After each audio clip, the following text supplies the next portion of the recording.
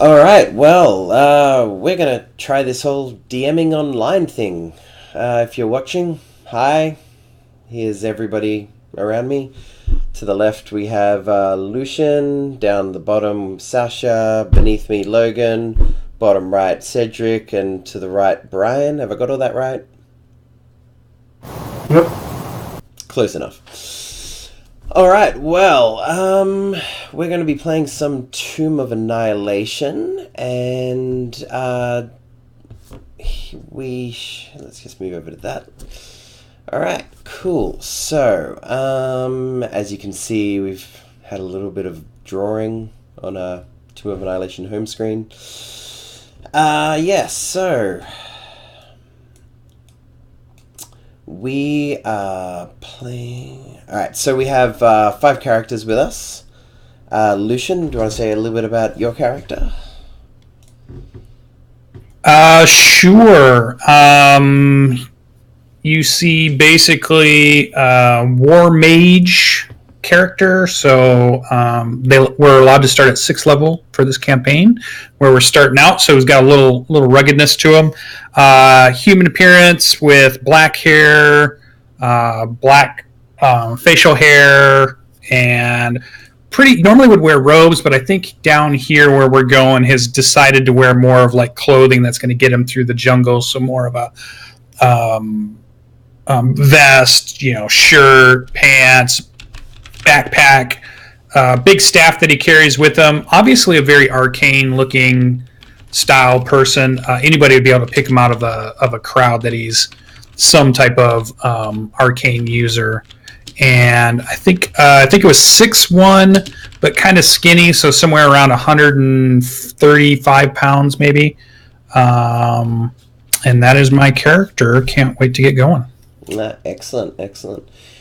All right, so Sasha, what's your character going to be tonight? Corridin, the Autumn Reaver, he looks pretty much like you would imagine someone from the Moonshae Isles. He's wearing scale mail armor with some tight-fitting pants, some leg wraps. He has an oval shield with spiral patterns on it, long reddish blonde hair, and long droopy mustache that comes down off of his face, and a beard. If anybody knows what a 3rd century Gaul looks like, pretty much like that. He's got a helm with a nasal on it, and a great big gold torque around his neck, and armbands of gold and silver bracelets, a spear, and a knife stuck into his belt, and some pouches and other goodies and stuff. He's come here from the Moonshae Isles. He is an agent of the Emerald Enclave and has been sent here to see what sort of disturbances unbalanced everything. Excellent. All right, Brian, what's your character tonight? So my character, Elion Liauric, go ahead and pick a complex name that's always fun to pronounce, is a jungle elf. His clan lived along the coast of the area, a little bit over 6 foot, wearing green, go figure for a jungle. But the most interesting thing you'll notice about him is his pet chicken. And so chicken's a lovable, enjoyable, smaller creature, maybe about the size of a turkey. The biggest thing you'll notice about chicken when you first meet him, though, is the amazingly sharp teeth and the long raptor claws. So chicken's a velociraptor, and the two of them don't separate much. So Excellent. And Logan, what brings you here? What's your character? All right, I'm playing Boone, who is a bard life cleric. He is a Scourge Asimar who hails from Waterdeep. He has been on the continent for 2 years, but he's been deep in country, and he has been living with the lizardmen, learning their ways and culture. But he's been out there for quite a while, so when he finally comes to town, he is fully adorned in lizard man holy attire. And the only reason he came out of the jungle was because he had a dream about his former associates in the Harpers needing some aid. Excellent. Did you say you're a lizard man? No, I lived with the lizard man. Okay. Gotcha. All right. And lastly, Cedric. Alright, Olo is one of the more disgusting things you've ever seen. He's a turtle, about 5 foot high, 430 pounds. He's perpetually damp and kind of dripping. His entire shell is filled with field mice and fungus and moss and insects and small birds. He's kind of a living biome just walking around. Very good-natured, but completely offsetting due to the fact that he looks like the underside of a stump. He's been traveling for a while with Corridon. They both work for the Emerald Enclave. He has a past life with the Church of Torm that didn't work out so well. And now he's been working with the Circle of Spores out of the Emerald Enclave for a while. All right, excellent. Well, okay. So, Vanguard, Corridon, and Olo, you have been traveling by ship towards Port Nanzaru in Cholt. And it's been a reasonably long voyage, a few days. You've received information about somebody seeking assistance in regards to solving the death curse, about signs possibly pointing to the area of Cholt, and more specifically the center of the jungles of Cholt. But you head to the only viable proper port in Cholt, which is Port Nanzaru. And I'll move you guys over to that. And what's interesting is as your boat comes into the port, it slows down not too far away from port as you feel massive shakes and you feel the water just start to churn a lot more as you hear a very large resounding growl come from underneath the water. And as you look around, you may see other passengers, other people who are with you and traveling along with you start to freak out a bit. But you see the people who are in charge of the boat, the people, like the captain and the people, the other sailors, they are calm as they proceed to chuck out various pieces of gold and treasure and stuff up, seemingly to a certain amount, which was covered by your original payment for this ship, and it is cast into the ocean. As you see, did that handout send out across all right? Yep. Holy crap. As you see a ginormous dragon turtle, which upon asking the locals of Port Nanzaru, you find out that this giant turtle rather, defends the areas of Port Nanzaru from other more heinous creatures from attacking them, and actually keeps the whole area quite peaceful and calm as long as you pay tribute. So all ships departing and arriving from Port Nanzaru must pay the dragon turtle tribute or suffer the inevitable consequences. So that's a sight to see if you haven't seen one before. Corridon is just blown away by this. I didn't even know that existed. So yeah, Corridon, Vanguard, and Olo experience that as they're heading across. Like previously said, Olo and Corridon have previously received some information from the Emerald Enclave about meeting up with a person of interest in Port Nanzaru, while Vanguard has received word from Harper's to see if there's any other Harper agents he can find within Port Nanzaru, as well as meeting up with one Sindra Sylvain. And so I'd like to say he would say to Olo, as we're like, "You gonna get that big?" As he's looking at the dragon in the water, as the dragon turtle in the water. Oh, that'd be real neat. I'm gonna need to eat more for that. That's real cool. I'm gonna throw one of the field mice in. Your tribute to it. And you see the field mice just swim around as all of it just gets lapped up with a massive fin and pulled down beneath the surface. Alright, so you arrive in Port Nanzaru. Now, it's, upon your arrival, you would definitely see varying people. I believe I already handed you all a handout, which was the what's it called? The Cholton's handout. I'll just re-show that to players. Can you see all that? Yep. I see 4 pictures, 4 portraits. Yeah. So this is the this is what the typical citizen of Port Nanzaru looks like. You can see that they're very much acclimatized to the hot weather of Cholt. It is quite often raining, quite often just not your typical place realistically, but it's unique. Now, once the 3 of you get there, you also Vanguard, could I get you to make a perception roll, please? Absolutely. First roll of the campaign. Here we go, guys. Perception. Let's make sure nothing's turned on there. Yep.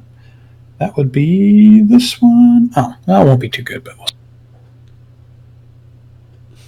Starting out strong. So you get an 8. So, and Boone, could I get you to make a perception check as well, please?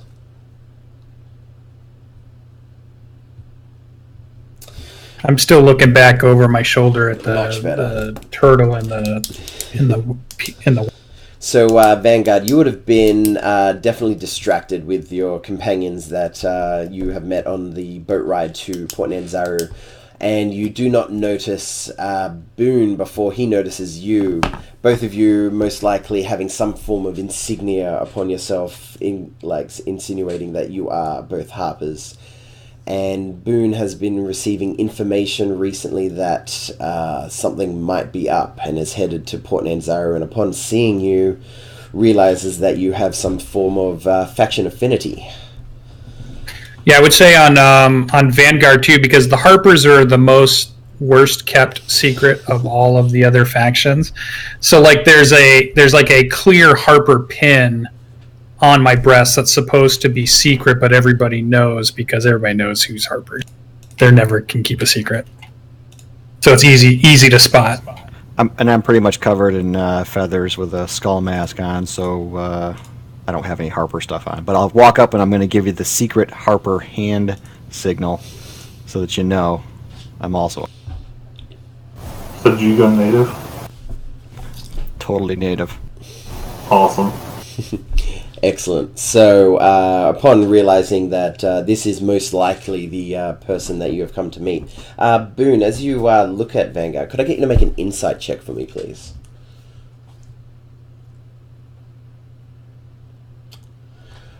All right, cool. All right, I'll just get Lucian to whisper something to you in a little bit. All right, lovely. So, upon another ship, you do see a weird sight which many of you may not have seen before, but you see a typical sight, an elven, you see a ranger hop off, and then trailing behind him is this weird looking, it's called chicken, but it looks gross. It's you see a little velociraptor trailing behind him, and this is obviously Elion, and he has come from a different location and is headed to Port Nanzaru. Why have you headed to Port Nanzaru, Elion?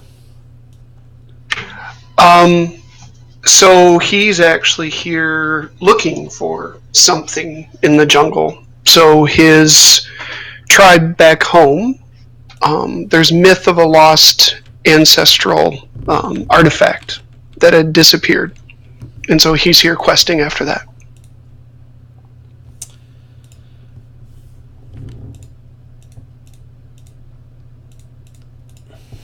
All right, and so yeah, you the four of you make out. No, five of you now. All seem like you're heading towards a similar location, and on your way, you see someone wave you down. You see a man. I think I've got a printout of him. 1 second, sorry. You see a man of dark skin hail you down. He looks like he's he looks quite well off. 1 sec, sorry.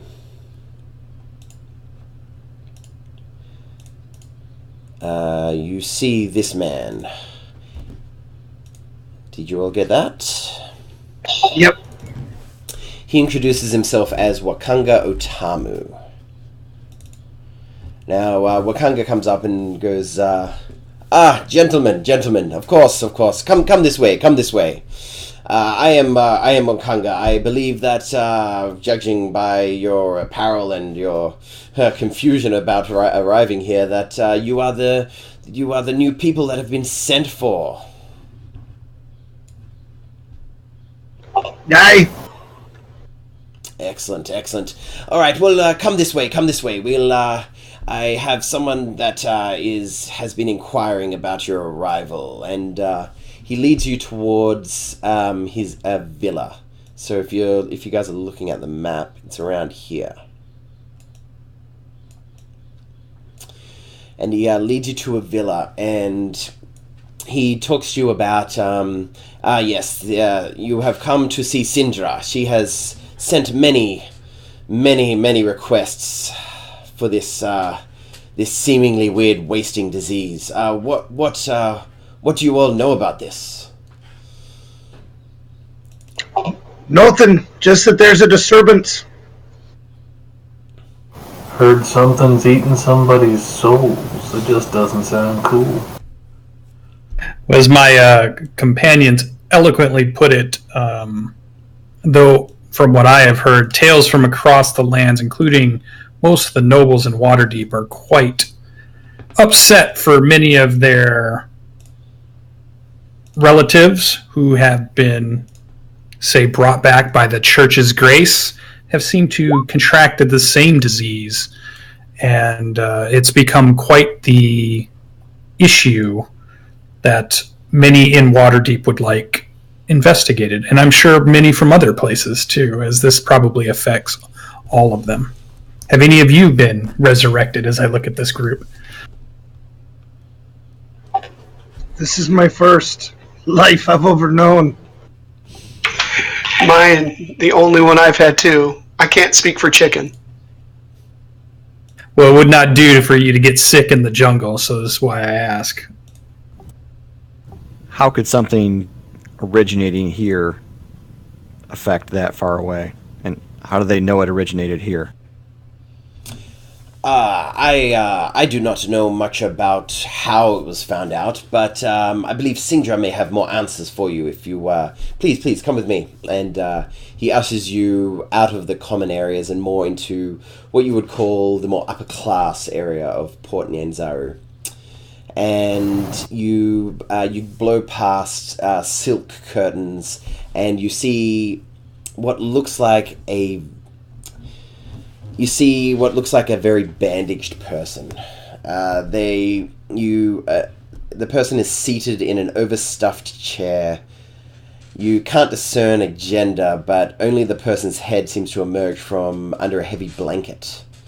Draped over the chair, and an embroidered hood and silver mask conceals the wearer's face. Even the person's dry, raspy voice provides no true. Help yourselves to wine and seat yourselves, friends. I hope that I may call you that. At the mention of wine, Corridin pretty much produces a mug from right behind his his belt and goes about filling it and finding a seat. And Wakanda goes, yes, I'll leave you to it. Sindra, it's just ring the bell if you need me. And yes, Sindra replies, of course. Well, Vanguard would walk forward and he would bow deeply to Sindra and then say, Lady Sylvain, the Black Staff sends her regards. I am sorry that it has taken me so long to get here to help with this issue, though I am at your disposal, and I hope these fellows are willing to accompany me into the jungle. And I'll bow politely as I walk over and manage to wrest the bottle away from Corridon and fill my own mug as well. You get a chuckle out of him as he does. Hey, me and the turtle, we've traveled far to find out what's going wrong here. Do you have any water? Yes. There should be some in the ewers over there. Thanks. Once you're all comfortable, she looks around and gives knowing nods to both Boone and Vanguard, and then proceeds to... So, I know that you have come from many places, but there is a great plague upon this land. Surely you have heard of it or seen it with your own eyes. Just shy of 8-10 days ago, many have begun wasting away. I have begun wasting away. There seems to be this weird thing being dubbed as a death curse. It seems to be draining us of our lives, those who have been resurrected before. Through the prayers and spells of various clerics and priests contacting their gods, they have found out that it has been quite some time since a soul has reached their various afterlives, whether it be within the court of their god or elsewhere. Souls all over Toril have just been taken, and those who have had their souls lost before feel like it's getting whittled away day by day, getting weaker as time goes on until they inevitably succumb to death. And those who have succumbed to death are no longer able to be brought back. What I know from previous research on the way here, is there any kind of ley line nexus or magical significance to this peninsula? To what, sorry? To the peninsula of Chult? To your, as far as you're aware, it just seems to be a weird location. It does seem to have old magics with it, but it seems like it didn't develop the same way that the rest of the world developed, like it was protected for some time. But, yeah, other than that, it doesn't seem overly special. With all this talk of the souls and what's become of this place, even though he's lounged back and seems to be very relaxed, his brow is furrowed and his gaze is completely on, it's like he's hanging on every word that she's saying. This is clearly troubling. Yes, she proceeds to say, my contacts in the Harpers have learned that the cause of the death curse is a necromantic artifact being dubbed the Soulmonger. According to their sources, it is somewhere in the center of Chult, which is what brought me here. I was able to, back in my day, I was an adventurer myself, and I was able to teleport myself along with some trusted other companions, and They have since gone into the jungle to try to search for results, but we've had no contact with them and have heard nothing upon them. How long ago did they go into the jungle? They proceeded into the jungle about 3 weeks ago. So about 20 odd days ago. And various sending or scrying spells have come up as no sign of them. We fear that the jungle has taken them. Such magics usually work out there. Often, yes. So, what's different that the artifact is chosen to, in essence, put its power out now? We are unaware as to its exact nature or why it has started. All that we know is that it is towards the center of the Cholton region. That is the closest that anyone's been able to divine before they seem to come across this weird roadblock. It seems as if the artifact had been there for a long period of time and quiet, that something must have gone in and activated it or created the right environment so that its power emanated forth. Perhaps that might be the case.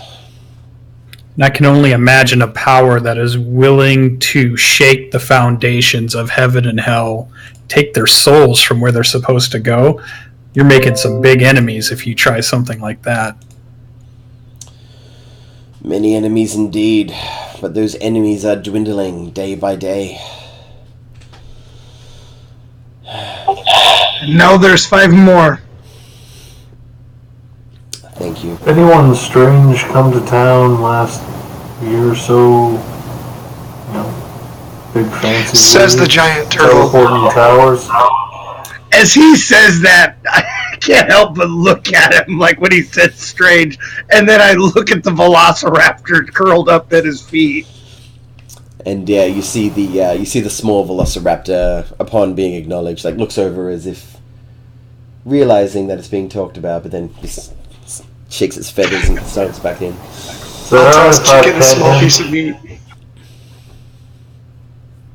Does he like pets?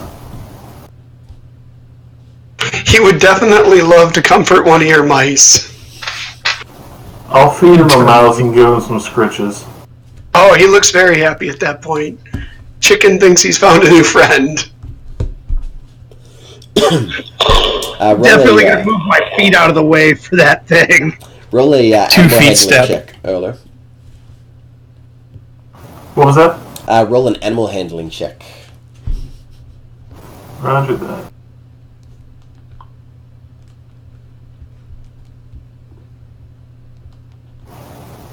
Hey! Yeah, chicken seems to respond quite well. Oh yeah, you're a big cuddly murderer, aren't you? Yeah. Well, as I'm new to this area, I don't even know. Are we on an island? Are we on a landmass? How big is this place? I look to those that look like they may have been here before, as I am new to this. Sindra chimes in and says, well, many years ago it was an island, but now it is a peninsula, barely connected to the rest of Faerun. And so traveling to the center, is this a 5-day journey? Is this a month journey? How big is this place that we are in now? At that point, she gestures to a box next to Boone. And if you open that, you'll find the best map that you'll be able to uncover. And do you get that handout?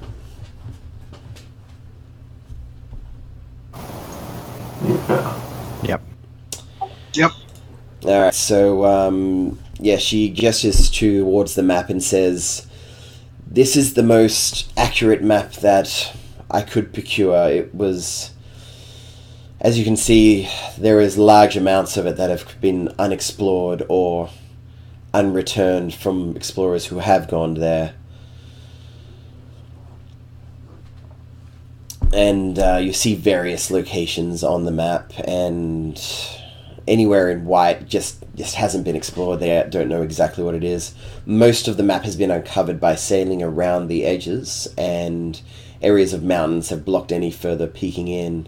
And there has been many groups traveling down south through the rivers, but you don't get too far towards the center of Cholt before things get dangerous.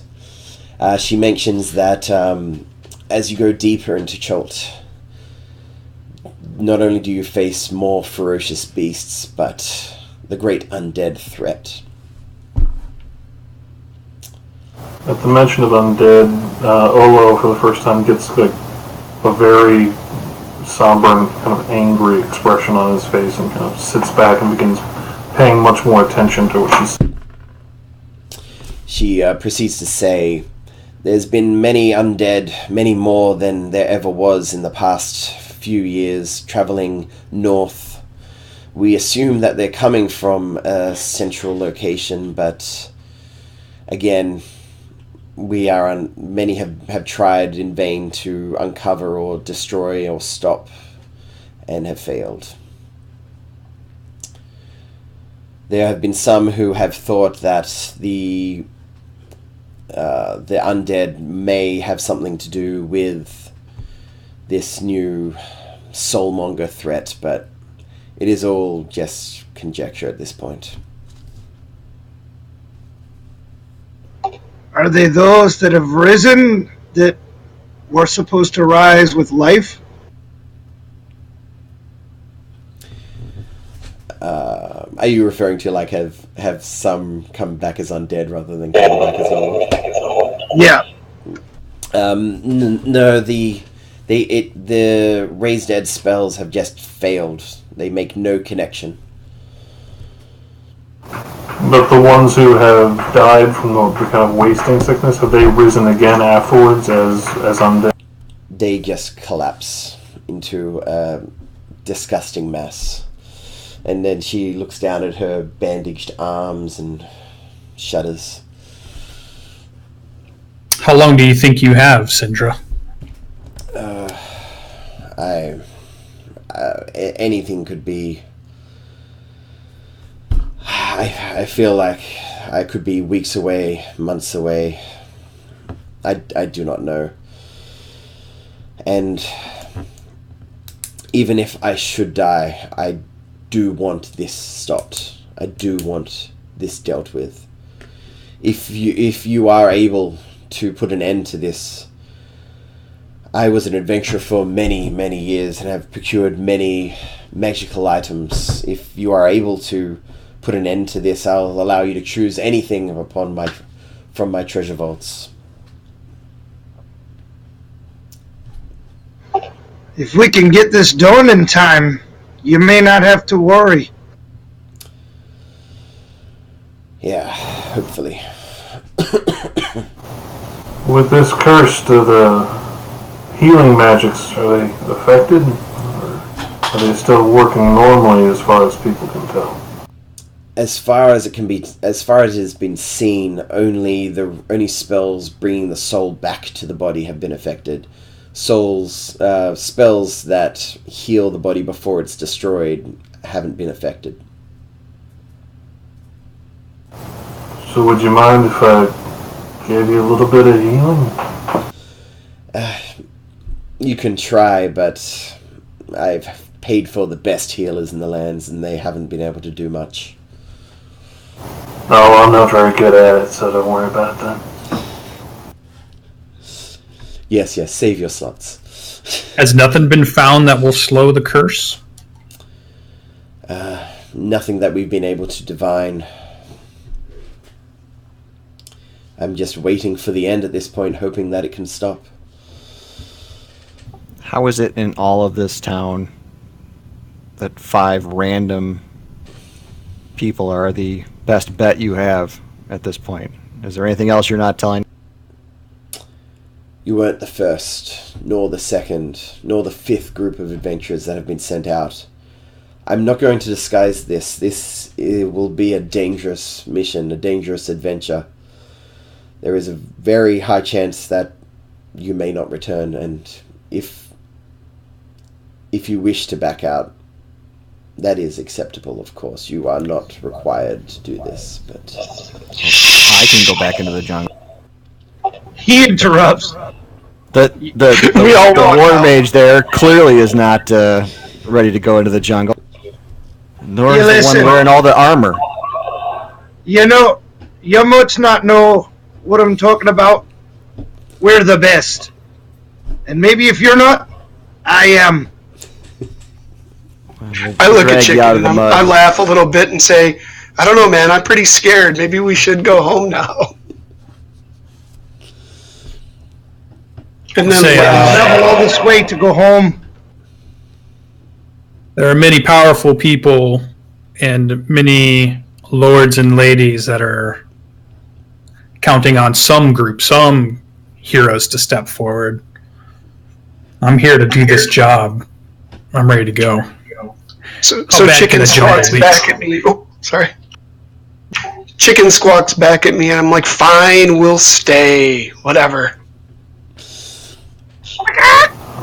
I'm not a hero or nothing, but something seems very out of balance. Seems like we should put it back where it's supposed to be. Well, you're not going to have any problem going through a swamp. It's the rest of them. That's where. Yeah, I could use a bath.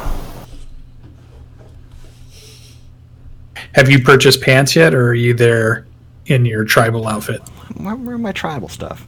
He's got like a gourd. So, can we get a few? We'll buy you some shoes. That way you can keep up with us. And your shoes are going to rot off your feet in the first day. But tell you what, not know the power of the wizard.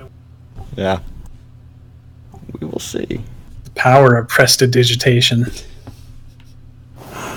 Just every 6 seconds, repair your shoes. Yes.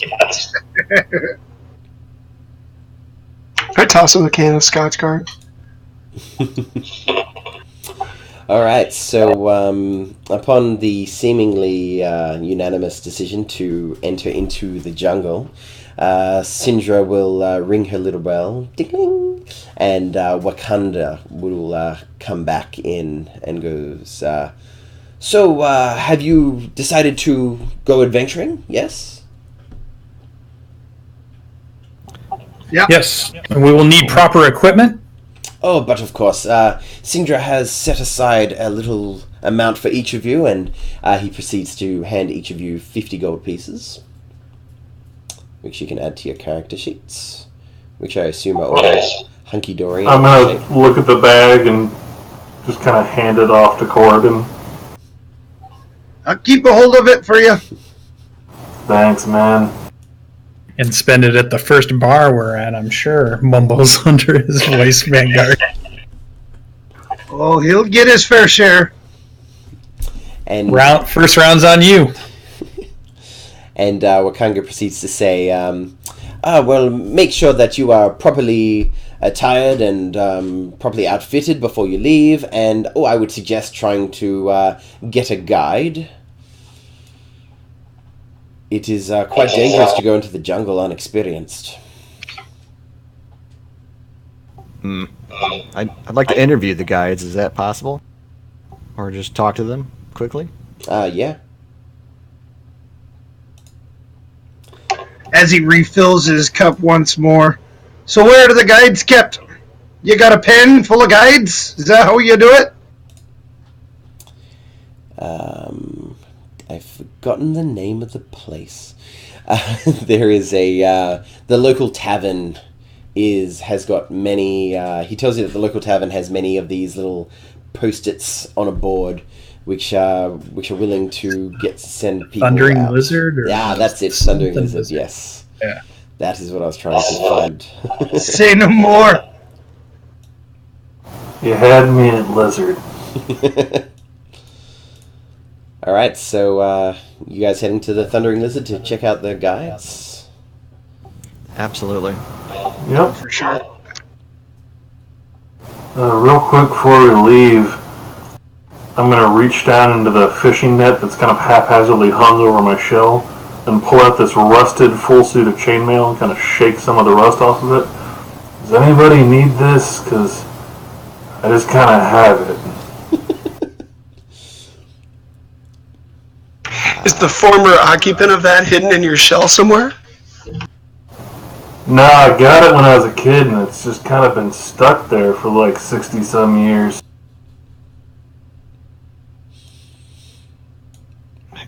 As he holds it up, it's like this. Hey, it was made for a youth of a turtle. It'll fit you. So that's still pretty big, yeah. A big boned kid. Yeah. 3 feet tall. Level 1 boy.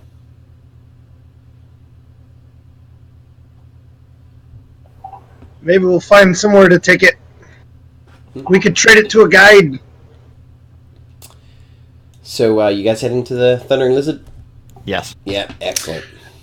And I'll try to walk towards the back of the group that's in front of me there and kind of motion to Boone so that we hang back enough that we can have a conversation while the other three are a little bit, not out of sight or, but just enough out of earshot so we have Harper business. I'll take my head mask off too while I'm walking around with these guys. It's kind of like the conversation, like so you're the one that been gone a while, haven't you? I kind of lost track while I was in the jungle. It's a different world out there. Well, I see we have a wild elf and then your jungle experience, so I think we're going to be leaning on you to pick a good guide. I will I certainly do my best to get a feel for each one of the guides in terms of their honesty and their integrity. I mentioned that I'll be sending messages back to our Harper contacts, and I will mention that we have made contact and are currently on the mission. Anything else you want me to put into the report? Just send my apologies for not sending a report for the past year or so. There's not a lot of correspondence ability out in the All right, and then we just kind of catch up to the rest of the group, and as we head to the Thundering Lizard. Excellent. Cordin's gonna take his oval shield and hang it on some weird, like, barnacle-y thing on the back of the turtle while he's walking. So it's kind of, you notice that he's stashed a number of things on this turtle. So that's kind of how things go. And after he does that, he takes the decanter of wine that he just seemed to bring with him and offer it to Alien.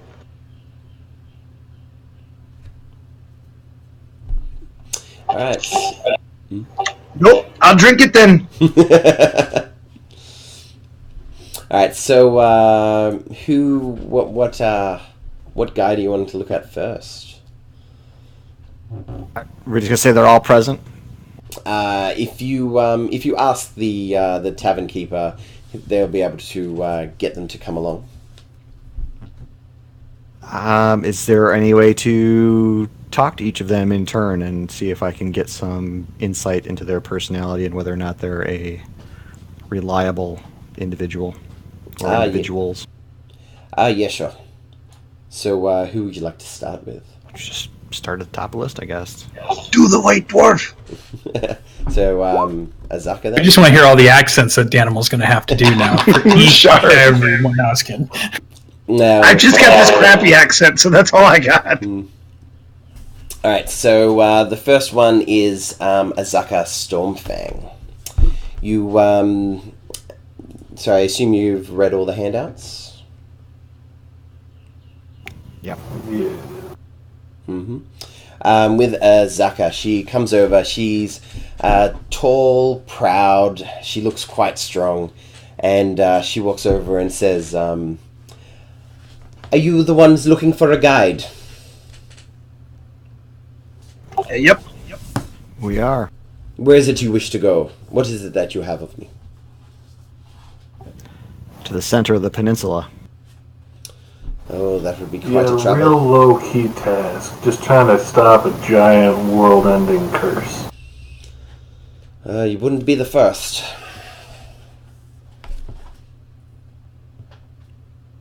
But we're the last. Did any of your companions lead the other groups out? Companions?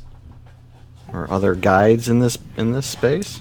I have not led any out, but I can't speak for them.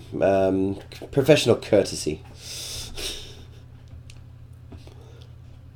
I'm going to trust Boone and my group to kind of talk to the guides here. I'm going to keep an eye on anybody else that pays way too much attention to our table. So, like, I almost don't pay attention to that conversation and trying to just keep an eye on the rest of the tavern and the rest of what's going on. Yep, no worries. I'll let you guys handle the guide. Actually, Vanguard, could I get you just to make a perception check, please, if you are doing that?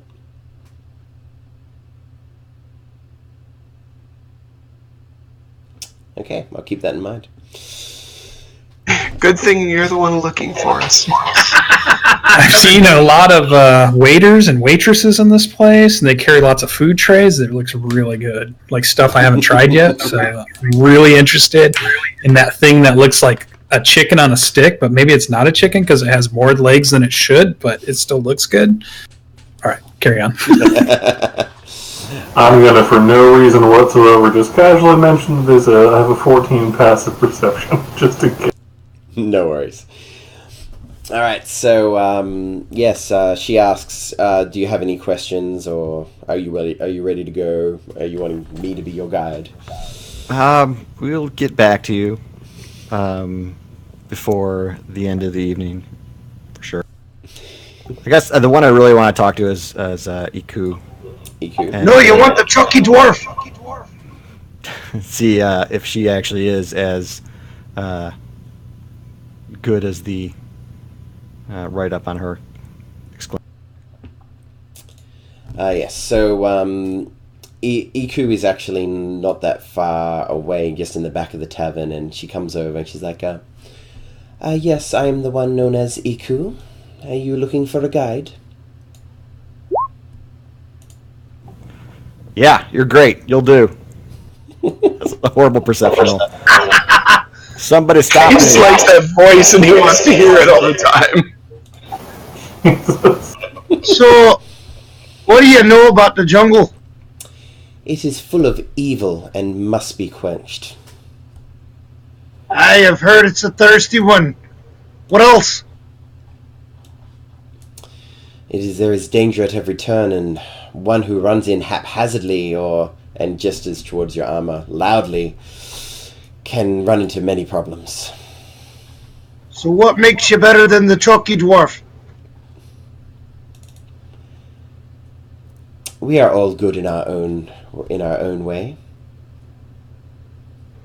And have you let anyone out there? I have led many groups to and from. To and from the center of the peninsula? You will find it quite scarce to find anyone who has been to the center. But where have you been? I've made many trips to the old city Nangalore. And I also know a little bit of Omu and haven't been that far, though. That is quite deep within the jungle. Can you cook? I can fend for myself. Well, you don't gotta cook for me, because I can cook. Actually, the turtle cooks. Yeah, I can cook. What about the plants and the vegetables and whatnot? You know what's bad and what's good? I would say don't eat anything from the jungle that is vegetation unless you are quite well-knowledged. And are you quite well-knowledged? I know my way around, yes. She's being pretty vague. Yeah, I'm gonna insight check her just because she's being very unhelpful as far as questions. I'm looking at the jungle elf's reaction, too. Jungle elf. You guys are killing it. Hey, I got an 18 on scratching a velociraptor, okay? It's all downhill from there. I would like to try to discern what's going on here as well. I trust her implicitly. Me too.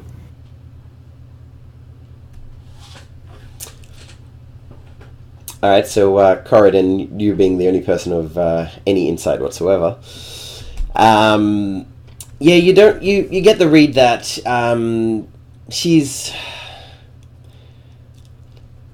doesn't what's the best way of saying this? She's happy to guide people, but she is hard. She's not easy trusting of everyone. You feel like that until people have proven themselves in a certain way, maybe she doesn't feel like she owes anyone anything, even if she is working as their guide. Okay. Iku, thanks for your time. I'll let you know. I want to look around a bit. Of course.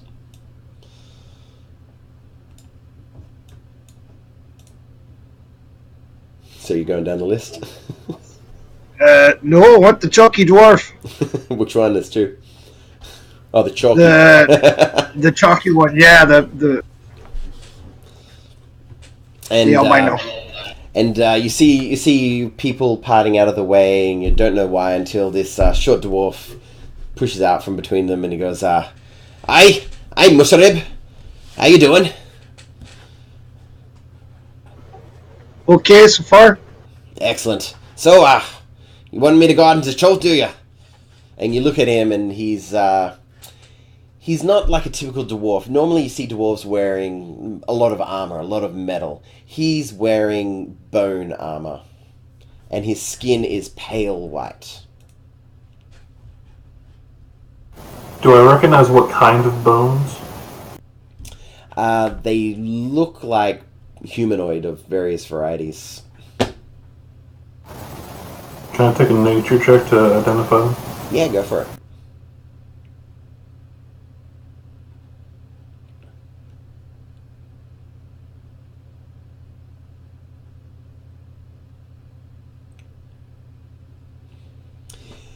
Yeah, you notice that there's definitely a lot of human or human-like bones, but upon noticing you inquire, and he says, "Oh, don't worry, these were taken from long dead, undead, in fact." I mean, Gordon I'm all kind for of nods a little recycling. bit at that. And he pulls out a his warhammer, and he says, "Only the ones that I don't crush with old Bone Basher here." Sorry, Gordon kind of nods at everybody. I misspoke. Skull Basher. I mean, I'm all for recycling, and that's pretty sweet, but shouldn't, the living dead kind of be, burned? It's hard to burn bone. Yeah, I guess it does rain a lot out here. That does. Is there a way to ask the innkeeper where all these guys are hanging out who the best one is? Well, if you ask the innkeeper who's the best, he would reply, under what circumstances would you define best? Someone who can take us into the middle of the peninsula and get us out safely. He says that all of them should be able to help guide you to wherever you need to go in Cholt. Yeah, but which ones can guide us back out?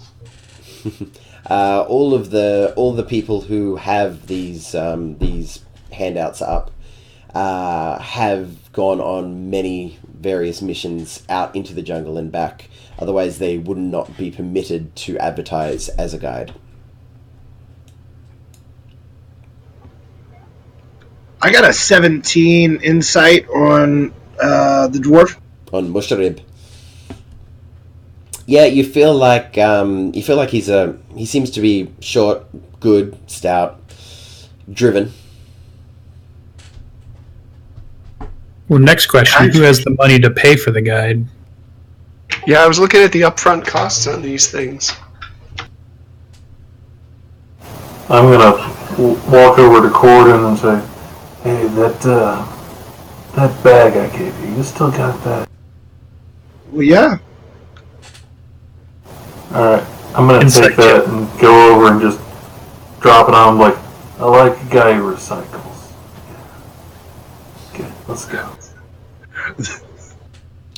He just dropped my entire gold pouch.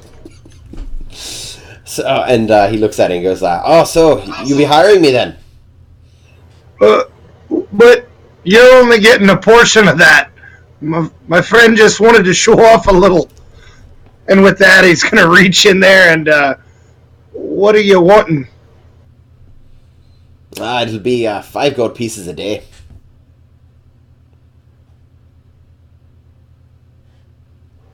Ooh. And none of you others got any gold, and he starts looking around at the other guys. Well, you know we all have 50 because we were given it on our way Are we over. sure this is the guy? Yeah, and I'm sure I will take out that pouch I was given, and I'm saying, well, I put it on the table. We can put it towards the guide or whatever supplies, but I'll pitch in the 50. And does he talk constantly about Hekramar, his clan's ancestral forge? He doesn't, unless others bring it up. Harakamar. All right. I don't know about you, Vanguard, but I'm liking this guy. So a guy who claims he can kill undead. It's a useful skill. A dwarf in a swamp, mind you. All right, are you sure Who's really that's the pale, best I'm choice? sure the sun won't impact him. Well, yeah. How do you not get burnt? You'll find that the jungles of Cholt, although hot, are very overcast. See, Boone? There's your answer. Corden seemed sold on this guy from the moment he saw him, so... Yeah, and I kind of keep looking towards the jungle elf and Boone, who have knowledge of Cholt to figure this conundrum out. Like, There's I a pair of realize Tabaxi I'm right not over gonna be there. able to- yeah, so I'm leaning Or towards jungle whatever you guys cats. decide. Jungle people versus a dwarf who is clearly The a jungle mountain. cats work for 4 gold a day. They don't even want the money up front. Hey, Who's you that? get what you make your friends pay for, okay? Those 2 Tabaxi over there in the corner. But they do Waiting want for part us to of come the talk to 'em. treasure. What treasure? We're going out to figure out the mystery of the death curse. Where there's mystery, there's always treasure.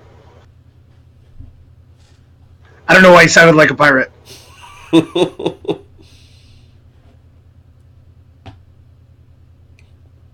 To be fair, every time we go somewhere, there's always like a weird box with a bunch of stuff in it.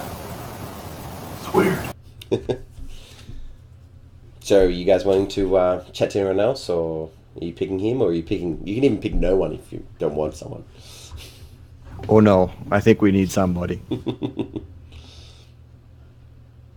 Yeah, while I'm familiar with jungles, I'm not familiar with this one. Is it the cat people you want to talk to? I just think maybe we should talk to a native versus somebody who came here, like myself. If you're saying this around Mushery, because I am a native around here. That's a wide net you're casting there, Boone. Be careful. You're making a lot of generalizations based on racial preconceptions, man. I've been living with the lizard folk for the past 2 years. I think I'm able to tell you who lives in the swamp and who doesn't. If it's not a lizard man or a goblin, probably not a native of the swamp.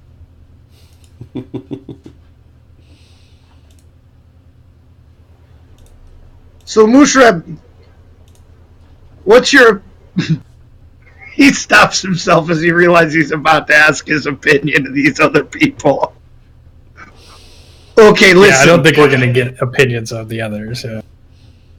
They're salesmen trying to sell their services, so we got to pick what we think is going to work. If he's an honest to God undead slayer, then that's fine with me. He's wearing a loincloth in the bones of those he killed. He's kind of cramping your fashion sense there. He could have dug those up at the graveyard next door, for all we know. And, in the first couple of days, if he doesn't say what he is, we come back and we get a different guide. We'll know. Dwarves are famous diggers, right? My dice roll says go with the sixth one. River Mist and Flask of Wine. I just like the names. It's all about luck, man. That's what the die roll said.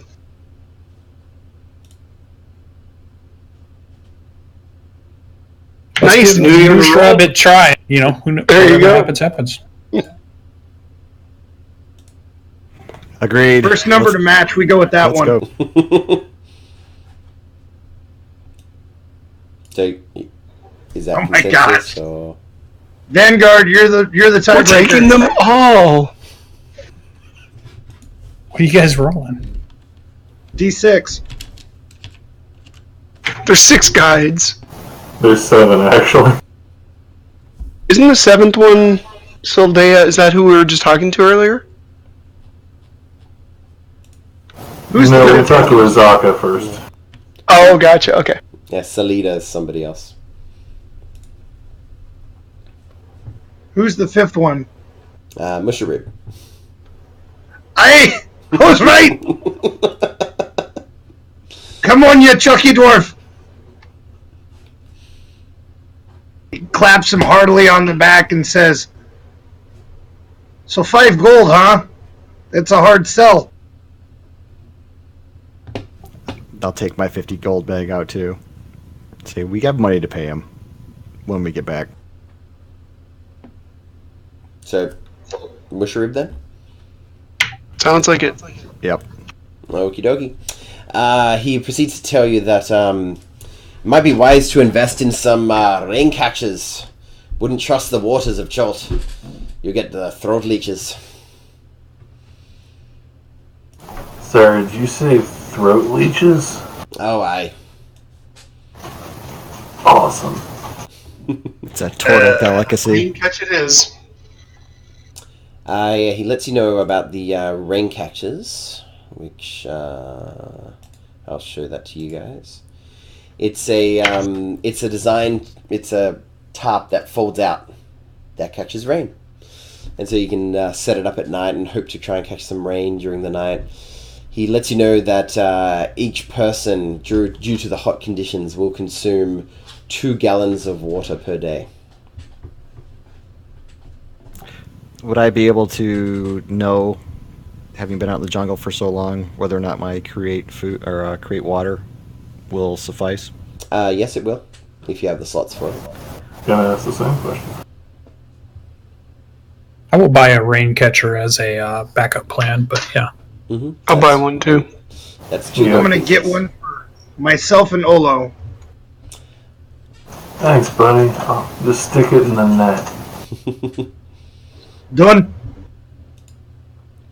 And then he asks, well, when do you want to head out?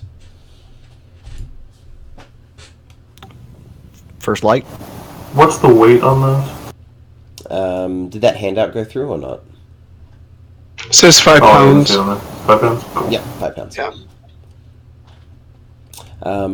He says, if you're wanting to head to the center of Cholt, perhaps we should invest in a canoe.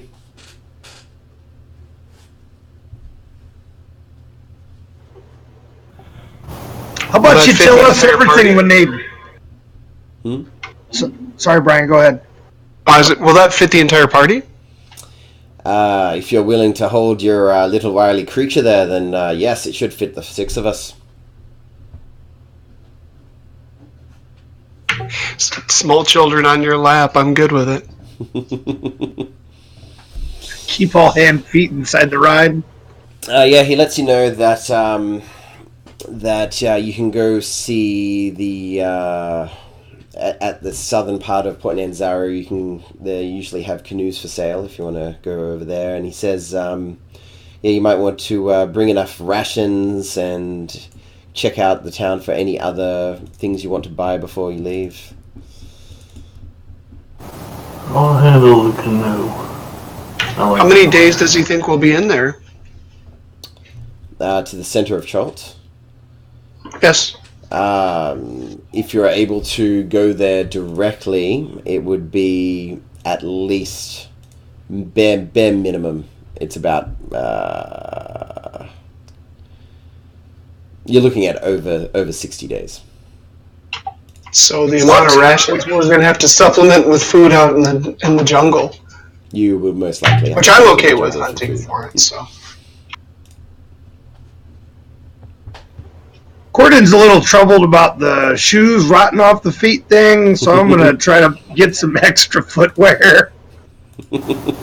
And go below to get a canoe.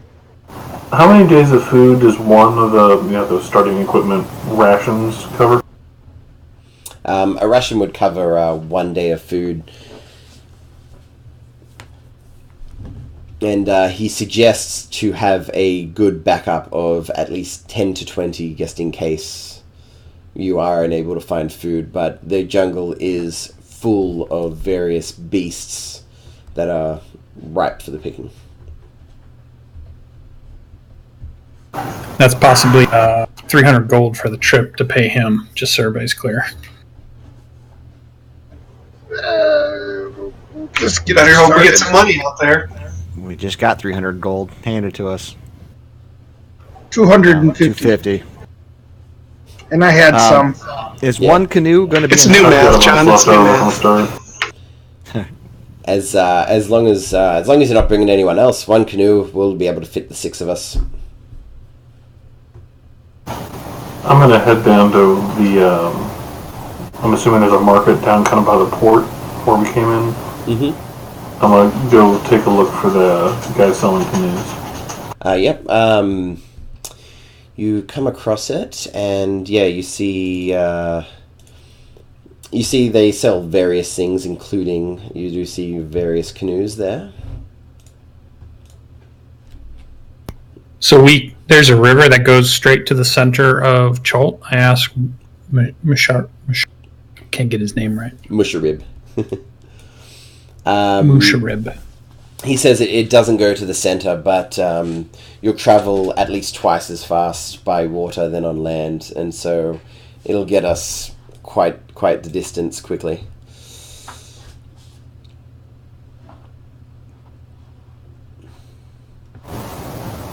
Hey man, heard you sell canoe. Yes, you can buy the best canoes here right now. Yeah, this one right here, 50 gold. Can I trade you for it? I don't really do money. What is it that you'd like to trade? I'm gonna hold up the rusty ass chainmail and shake it at him. The rusty ass chainmail. As he holds up the rusty ass chainmail, I'll poke up and it's a pretty good buy there. It's a fair trade. And I'm going to try to use persuasion to help this situation out, if I may. Yeah, go for it.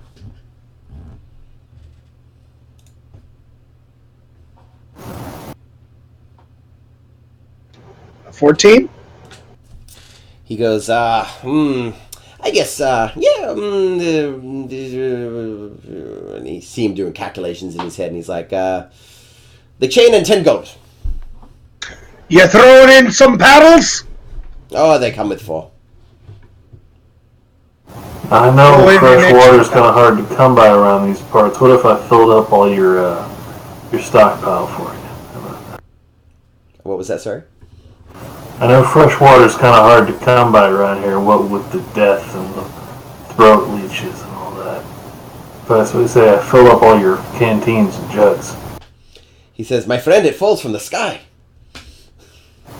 Yeah, but there could be like throat leeches in there, man. Ah, that's on the river. Don't worry about it. I'll slide over 10 gold from the pouch. Mm-hmm. Sweet. You got yourselves a canoe. It's got a hole in it, but it's good. Well, yeah, otherwise you can't sit in it.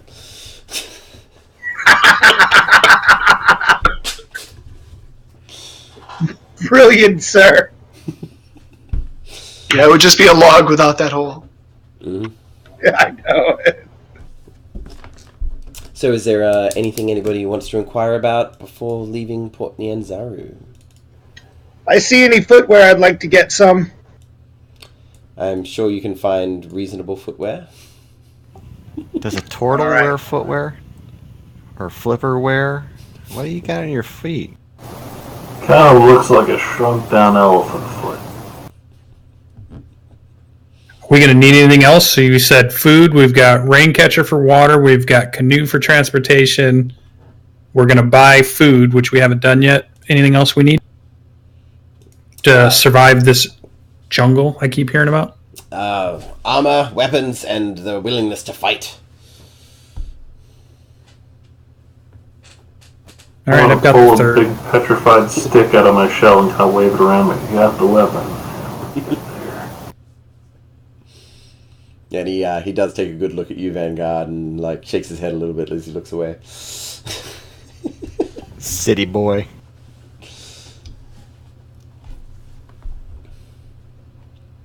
All right, so We just need to purchase food then. How much food are we going to buy? That's a lot. Yeah, he says if you have 10 rations between you, that should cover it. Like 10 rations each, rather. Yeah, that's in the pack that I bought. My Explorer's pack is 10, so... Yeah, then you should be fine in that regard. That's 10 to get us out into the middle of the peninsula. What about back? It's more that that's backup just in case you're unable to find any game. Yeah, it's like our emergency supply. We'll be hunting on the way, is what you're saying. That Okay. raptor's I'm going okay to eat with all that. the game we're going to hunt down. Look at him. Look at And the if we're size going of up the river, I can fish. Chicken's got mice. Fishing. Chicken tastes like chicken too, right? If things get really bad. And bear in mind, this Velociraptor does not look like your Jurassic Park Velociraptor. It's about the size of a goose. It's quite small. Goose will mess you up. Oh, I thought he was like a full-on raptor. No, he's a small dog size. He classes as a tiny creature. He's like a corgi. All right, so you anything else? You're all good. No one wants to purchase anything. Sweet. Horton's a Did we sucker invest for in some gold kind of health jewelry. potions? Health potions. Yeah, Musharib says if you wanted health potions, you should be meeting up with Wakanga Otamu. He's the local magic dealer. I don't know if we got the cash for it, but I feel like some health potions and maybe some, poison resist, that kind of stuff might come in handy. Are health potions the same cost in the DMG? They are not. They are 80 gold in short. I can afford it. I can technically try and make some along the way, but I can't guarantee the success of the dice gods on that. Do you make those with ingredients from your shell? Yeah, man, you just you take the red one and you grind it up and you get a little bit of the moss from the kneecap and it just gets it done. Alright, I've only got one then on my purchase list. No worries.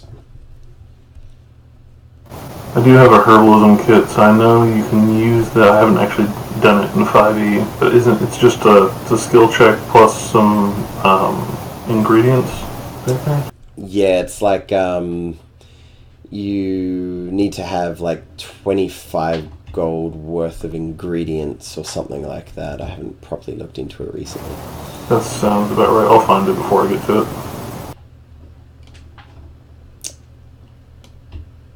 But yeah, so everyone's ready. Next day, anyone doing anything over the night? Chatting around a campfire? Sleeping. I'm going to swap out one of my cleric spells for a water spell. That's it.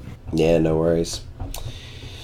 Alright, so as I had previously discussed with you guys, the jungle's going to be quite streamlined, and so I'll have you guys roll for pretty much kind of every 10 days, and then we'll, depending on what the rolls are, we'll extrapolate what happens with that. Alright, so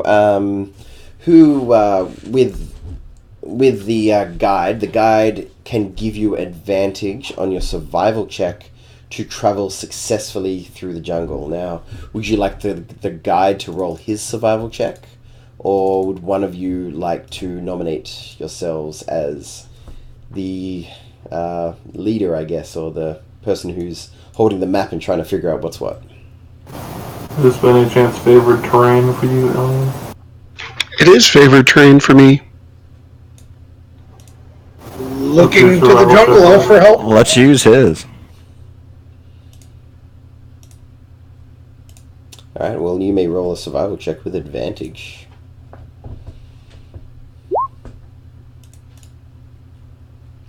And with a 22, you guys do not go off course at all during your trip so far. And, yeah, I'll just chuck you guys over to here. And could I get a... who wants to be in charge of trying to look for food over the course of your journey? Are we still on the river?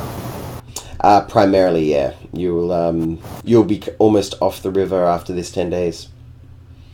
Okay, I've got a fishing net. I'm going to try and do some fishing while we travel upstream. Yeah, no worries. Yeah, you can roll that with advantage. Again, a survival check. Can I use my guidance cantrips at all, or do any help with my bardic inspiration? On the maybe not on these, but later on, definitely, for sure. Yeah, you guys are able, over these 10 days, you're able to find enough food on every day but one, so only mark off one ration. And who would like to make a perception check for me? I could do that. Oh, damn. 22.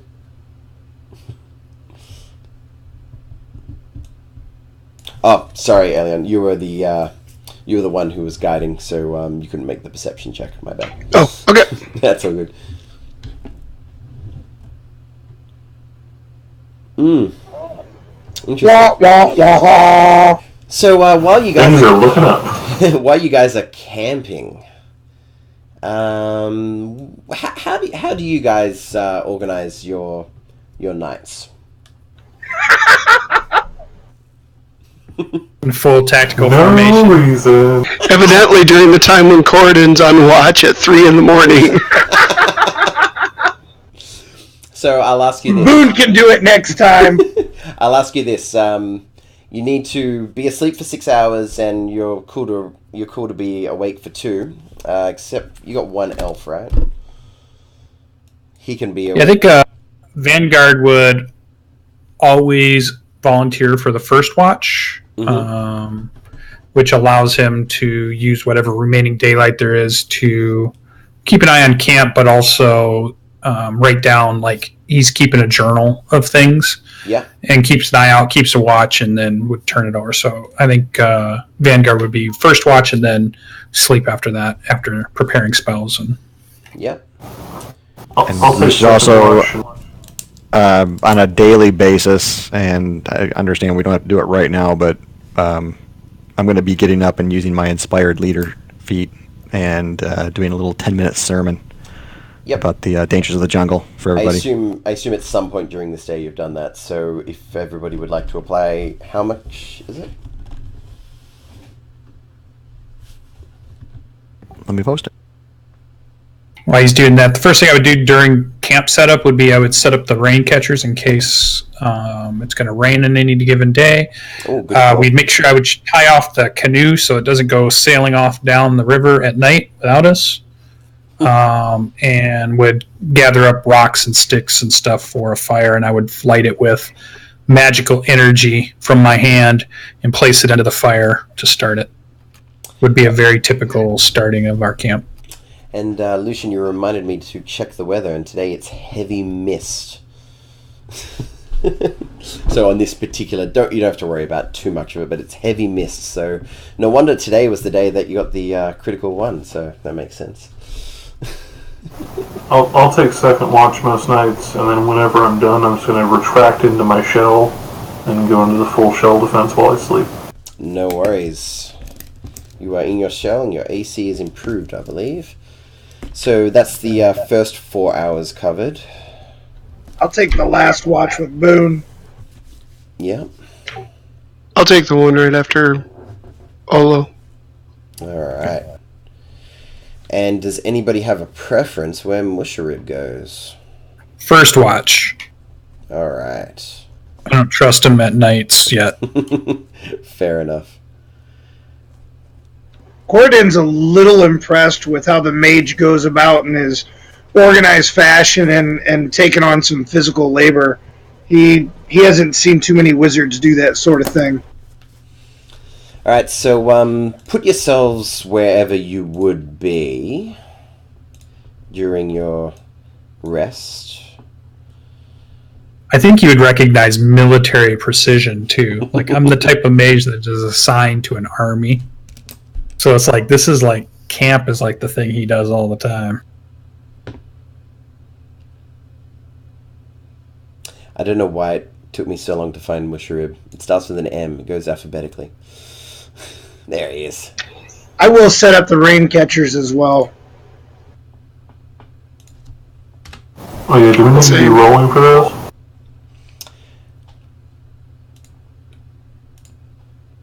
Alright, so we've got the we've got Musharib and Vanguard on first, Olo on second, Elion on third, and technically Elion you can be 4 hours without, like, you could cover 2 watches if you wished. And Sure. Boone and Corridon you got fourth.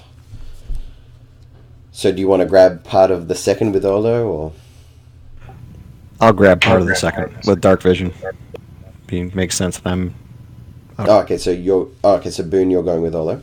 I'll split. I'll do a split shift. How about that? Oh, like an hour on each. So I can't see in the dark, so... You're the morning shift, though, so it's okay. Oh, you got a campfire there. By the way, can everybody see okay? Like, do their characters have sight? Yep. Yeah, brilliant. Yep. Alright, so who wants to roll me a d4? First one in, best dressed. I would say that's Corridon who failed his perception check. Corridon, roll that d4. 3. Oh, you're rolling your own, Elion. So at this I'm doing great. So, let me close this. So, Elion, what is it like when you're on watch on your own?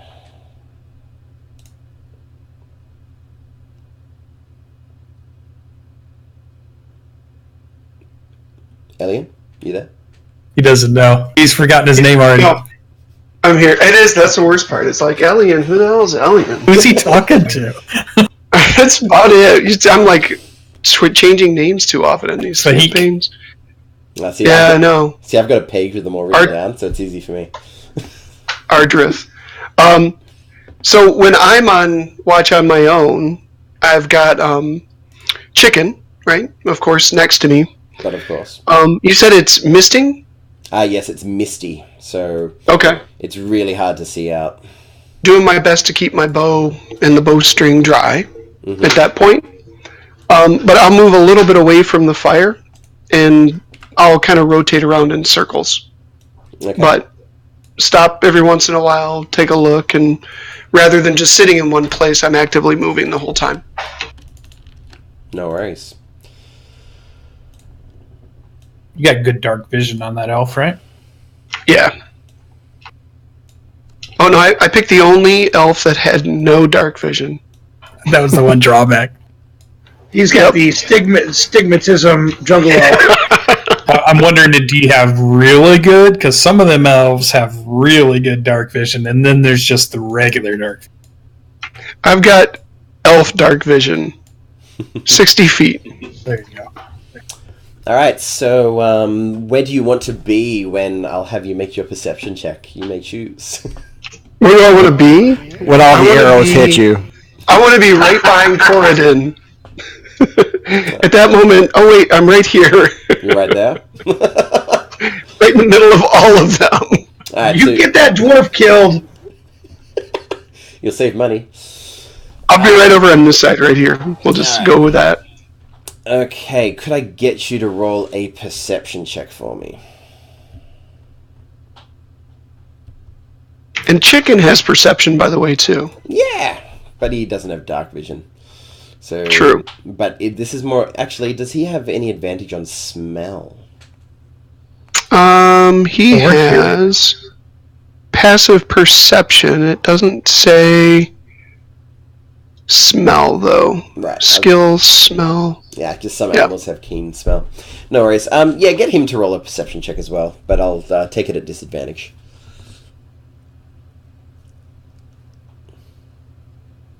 Oh, damn. Could you roll again for disadvantage? That's right. It'll take it once it sets it up in between, doesn't it? Okay.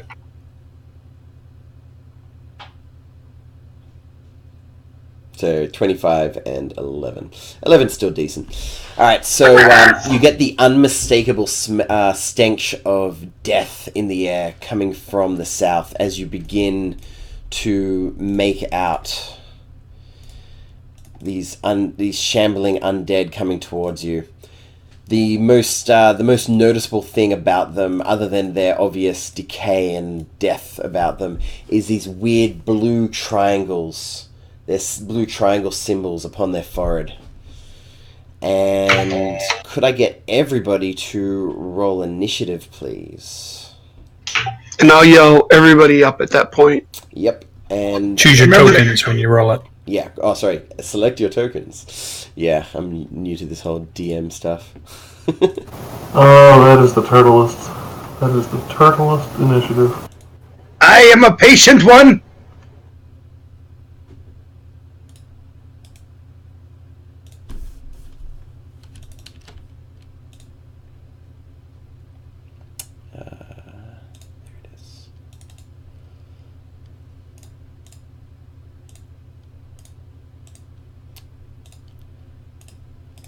And I will get used to controlling creatures and rolling initiative for them as time goes by.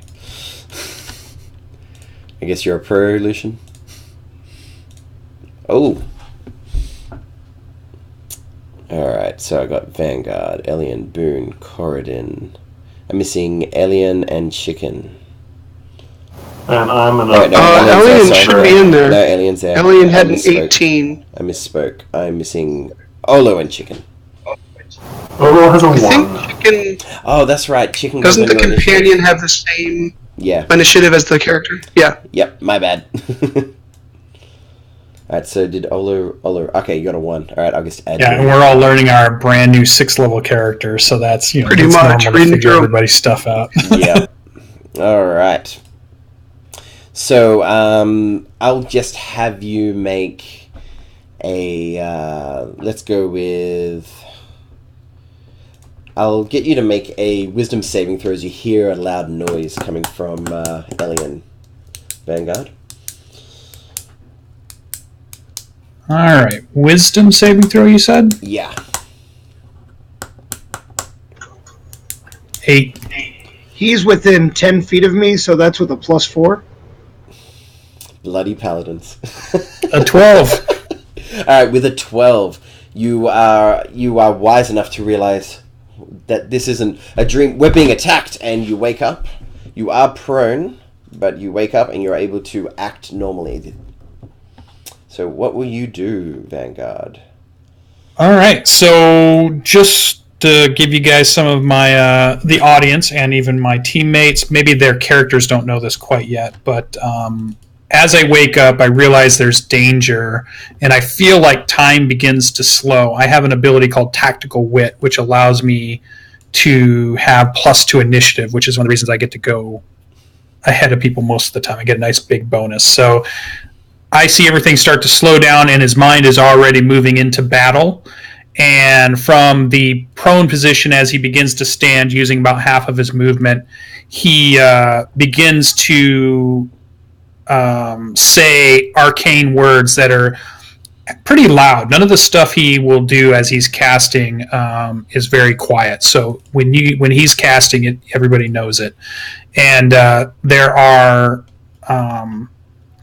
runes that begin to light up along his skin that you can see, and I am casting Mage Armor so that it increases my AC, and I make sure that I shake awake. If he doesn't look like he's moving, I will shake awake Corridon, who is the closest to me, with my foot as I begin to take a defensive stance, probably to here, because you said they're coming from the south. Yeah.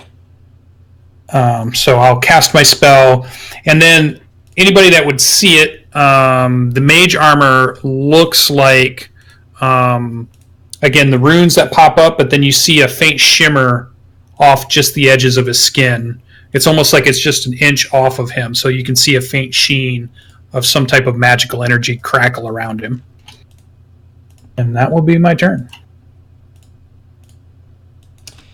Excellent. All right. It's at this point that you see these horrible creatures start moving towards you. And I'm sorry, I'll put the spell in the chat so you can see it. Yeah, no worries. And you see these horrible creatures start moving towards you. 5, 10, 15, 20, 25, 30. 20, 25, 30. I lost the initiative tracker. Oh, whoops. Yeah, I did too. Is it there now? Yep. Ah, well, yeah, it's tied to me. 1, 2, 4, 5.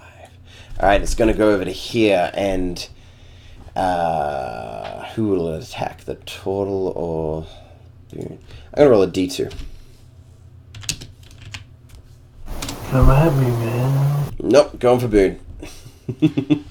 You're just a lump on the ground.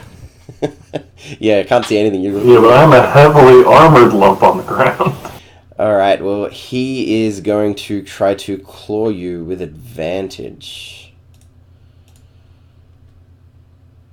And 18 hits. You take, yeah. That was a good roll. You take 15 damage, and could I get you to roll a Constitution saving throw? And just so you know, you're awake now, so you don't have to roll a Wisdom save, so that's a bonus. Alright, you pass your Constitution saving throw. And it is now your turn, conveniently enough. Alright, I am going to stand up and grab my shield. I'm not necessarily going to strap it on, but it's my totem, and you will see him shake his shield really quickly, and there's little beads and noisemakers all around it, so it sounds like a maraca. And then he's going to shout at the undead that he can see and attempt to turn them. Ooh, nice. If you could post that.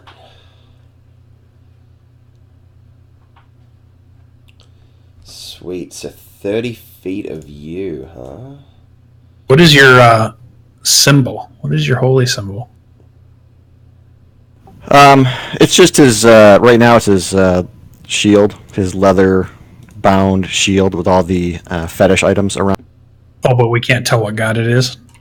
No, actually, you haven't really talked to him about it yet, but he's a life cleric, so it's clearly something jungle, life force. All right.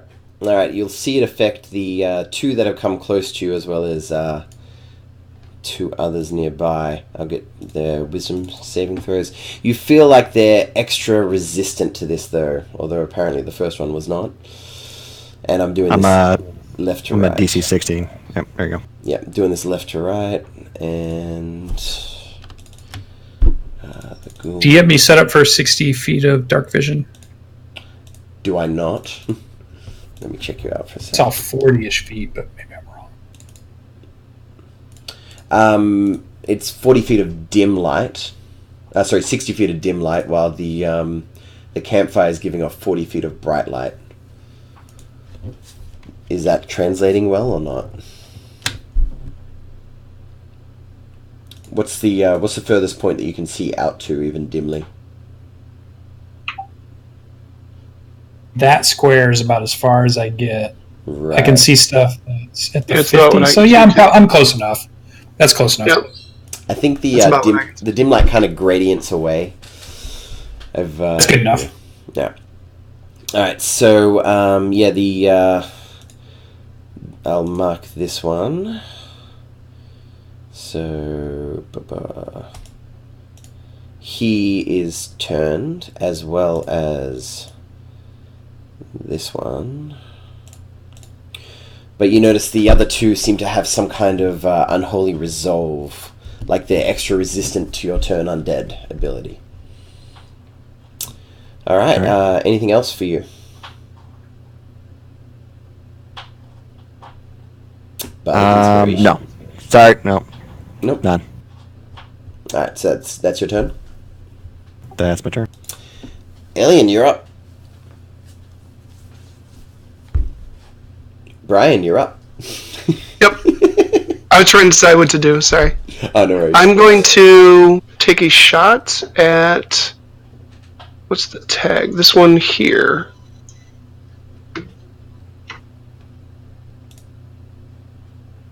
$27 hits.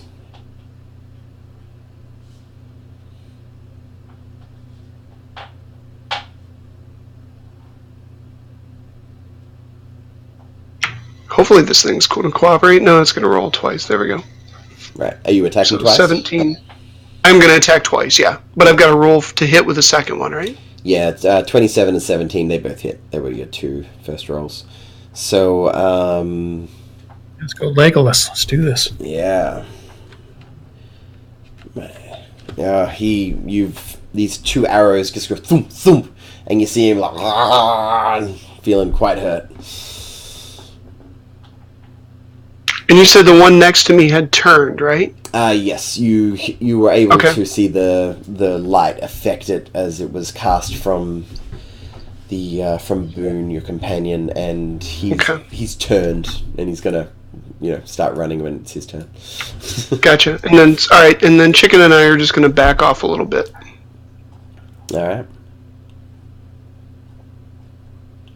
that's you done. And that's my turn. You actually turned him. Alright, so on the ghoul's turn, this guy is just gonna 5, 10, 15, 20, 25, 30, and he dashes, doesn't he?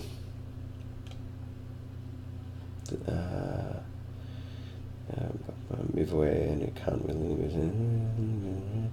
Action, and dash, yeah, okay, so I'll just mark that he's gone 30 more feet that way.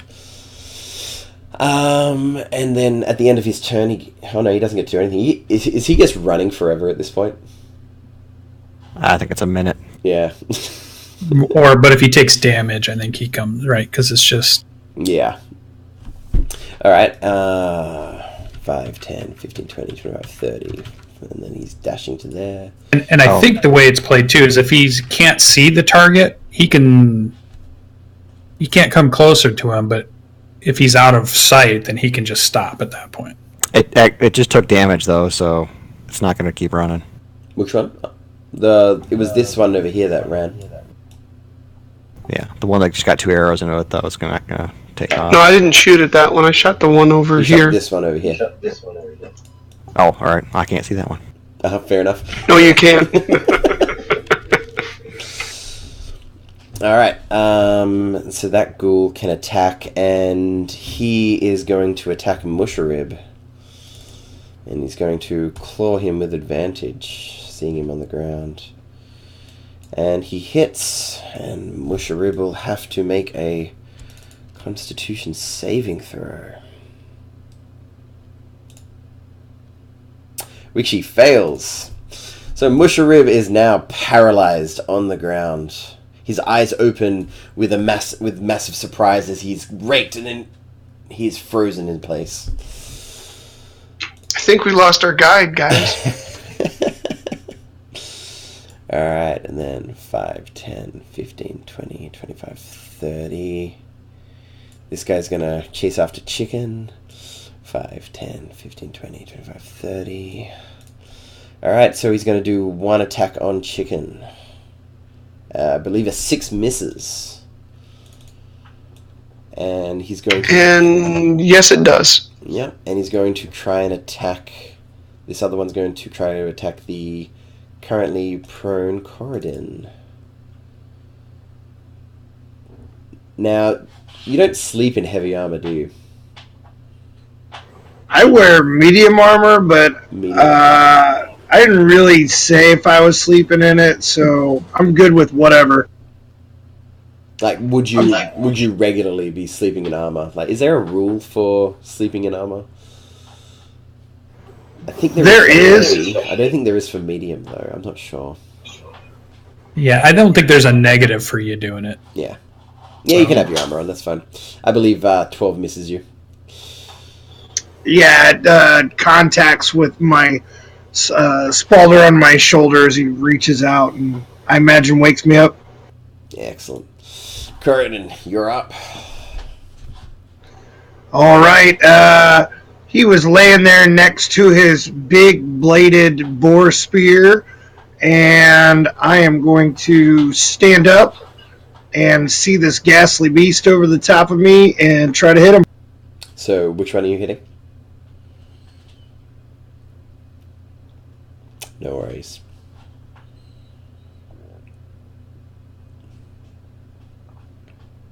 $18 hits. I'm going to go ahead and smite this dude. Go for it. You do get the 3 d8s. That's 28 points of damage. Yeah, how does it look as this guy literally explodes from the radiant force? So, Corridon, as it hits his shoulder, he kind of wakes up and rolls over and pulls his spear out, and as he gets up into a kneeling position, he jams this thing up into the rib cage of the monster in front of him. Excellent. Anything else in your turn? Yeah, I got another attack. Yeah, figured. So, is the one that's next to me, is it evident that something's going on with it, or does it just look like it's creeping over me too? Do a perception check.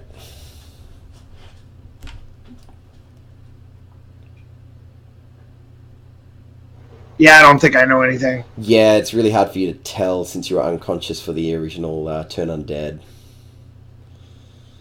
So I am going to, now that I'm standing, I pull the spear out, and I'm going to slash at it with that thing as well.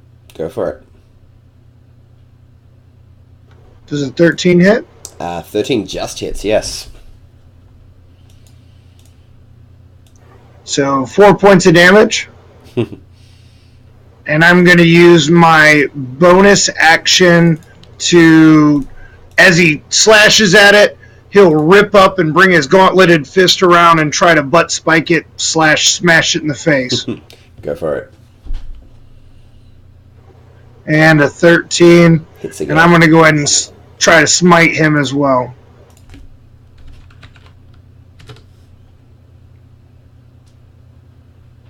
So 17 points of damage. That's a total of 21. It's odd. You feel like this kind of damage should make him more frightened of you, but if anything, as you hit him, you see him just get more focused and more angry and more intent on you, as you see the apparent fear in his eyes fade away. Ah, you get up, you get! I'm going to try to kick at the turtle shell to wake up my fungusy friend. Fungusy friend. I am going to he's move one step down. Roll me a wisdom He's a saving fun throw with guy. advantage. What was that? Roll me a wisdom saving throw with advantage, as with all this calamity that's been going on and this supposed boot on your shell.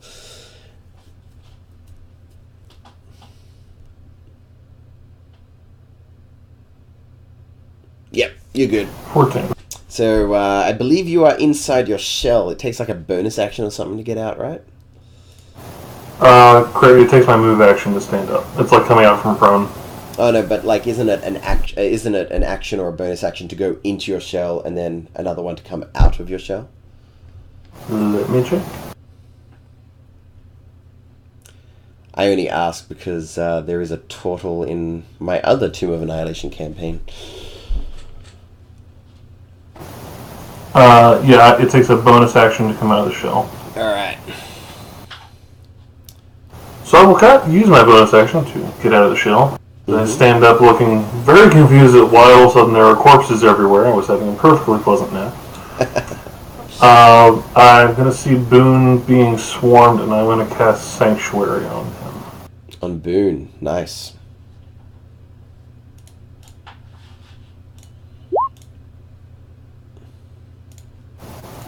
So I'm going to cast Sanctuary on him, and then I'm going to start I don't want to be a coughing.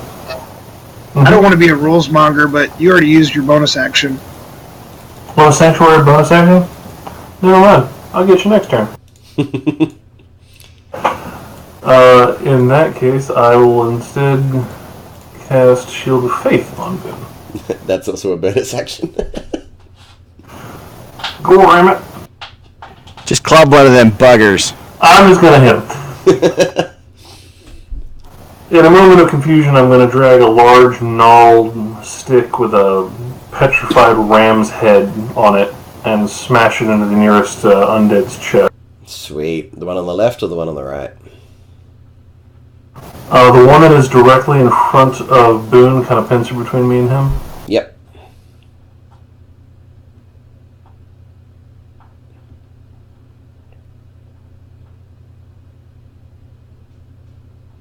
Oh, sorry, I had that set for advantage. That's fine.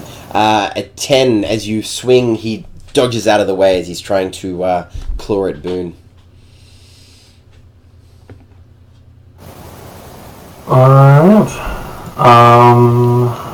Then I will go ahead and hack up my Halo of Spores and try and hit him with that little bit of bonus damage for 1d6.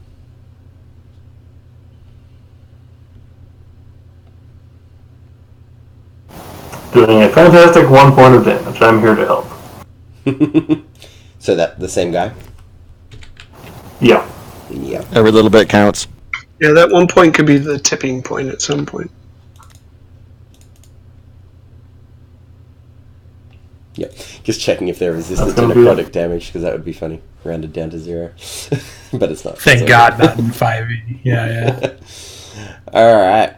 So, back to the top of the turn order with Vanguard, but we might just take a little break because my voice is getting raspy and I need a drink. So, we'll be back in, 5-10 minutes? Yep. Sounds good. Yep. Excellent. 5 or 10. Let's go 7. Okay. Call it a 5-minute stretch break because you tell them 5, but they'll stretch it to 10. Yeah, so fair I enough. think of it. All right, we'll Be back in 7 minutes. All right.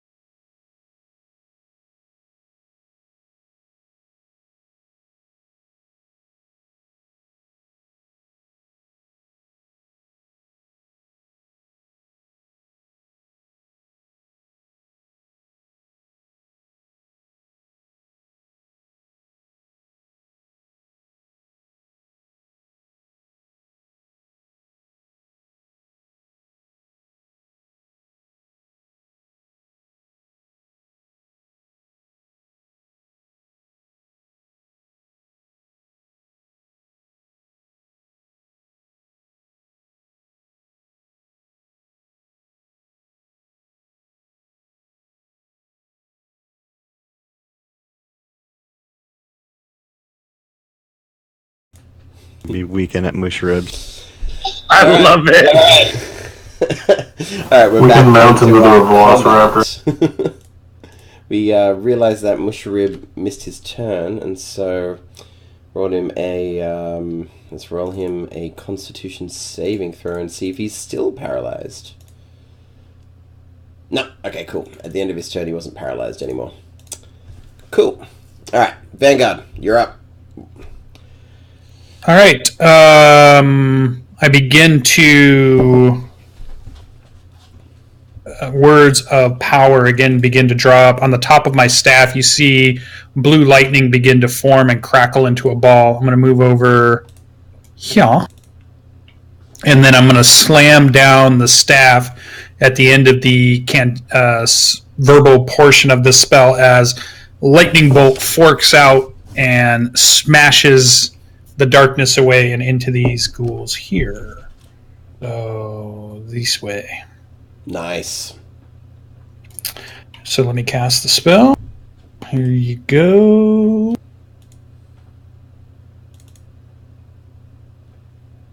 So level 3 crashes out into the jungle, splitting trees in half as it goes. 100-foot line, 5 feet wide. I assume just that gets just the diagonal. So that's how I usually rule it. But Yeah. to you, Sounds good. they got to make a dexterity saving throw. All right, top right, then bottom left. And my spell save DC is 14. The bottom left passes and only gets a grazing hit, while the top right takes the full blast as he's laying into Mushrib.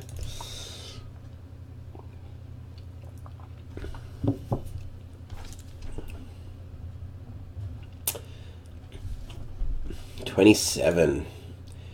Nice. You see the ghoul right in front of Mushrib. You see his skeleton just appear, and he falls down into a seared, smoking corpse. And then at the very end of it, there is also a power surge that comes from kind of the shield that's around me. I have an ability that I'm allowed to build up power surges depending on what types of spells I cast. Mm-hmm. But coming out of my rest, I only had one of these. I'm going to use up my reaction for this turn, but I'm going to add 3 more damage to both of them. So the one's already dead, but the other one will get 3 more damage on top of whatever else it takes. All right. It just empowers my spell to be a little bit stronger, a little bit harder hitting. And I'll show you the... let me click on it. Power Surge.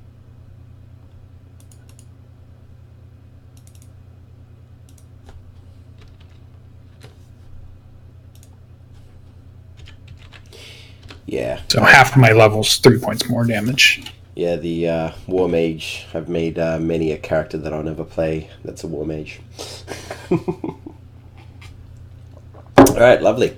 And as a So that's my movement, and I'm going to move. That was 5, 10, 15, 20. And I'm going to go 25, 30. I'm going to move back behind Mushrib as to finish my move as I begin to cast my next spell, but that's next turn. Excellent.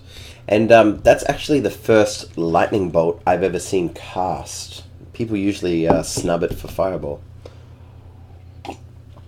Lovely. I love lightning bolt. As you would. So good. Alright, onto the ghasts. Yeah, this one's definitely going to attack you, Corinne. What was your name? Corridin?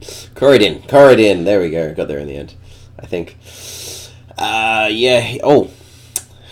I forgot something. That's on me. We'll get to it when it happens. Does a 17 strike you? It does. It does. Alright, you take 11 slashing damage, and you need to roll a Constitution saving throw.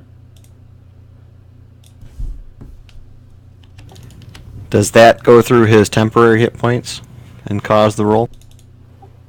It just took my temporary hit points. I don't think temporary hit points protect you from status effects. Yeah. But you pass, so that's all good. And this other ghast is going to attack the turtle in front of him as he sees this, what he thought was some kind of weird rock. But I believe a 12 misses and glances off your spore-ridden shell. That is quite accurate. Excellent.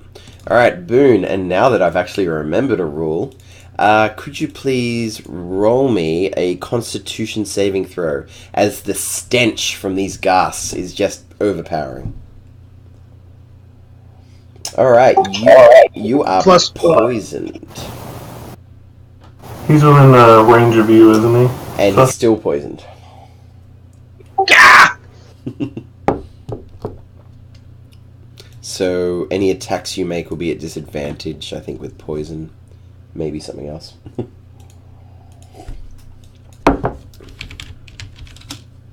So, what you doing, Boone? He is going to dodge and then use his bardic inspiration on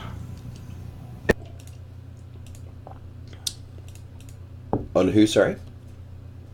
the ranger. The Ranger. Ranger, you are bardically inspired. Go get him! Which is funny because Ardrith usually was the one doing the bardic inspiration. There you go. I was waiting for him to bardically inspire my chicken. Oh, well. Alright, well, speaking of which, Elion, you are up. What are you doing? Alright, we're going to start with Chicken doing attack, which he gets to do at advantage because he's got pack tactics, Lucian. There's no one within 5 feet of the target he's attacking. He has to be within 5 feet of me. So it says Velociraptor advantage attack roll within a creature if at least one of the Velociraptor's allies is within 5 feet Of the target. of the creature and the ally isn't incapacitated. Yeah, so the creature has to be within 5 feet of the target that you're attacking.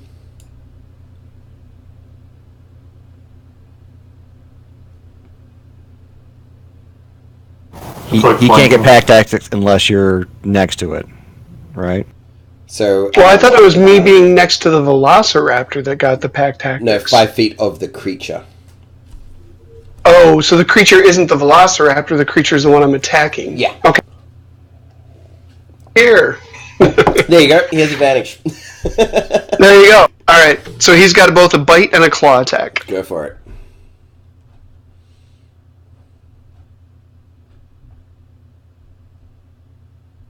That is a hit.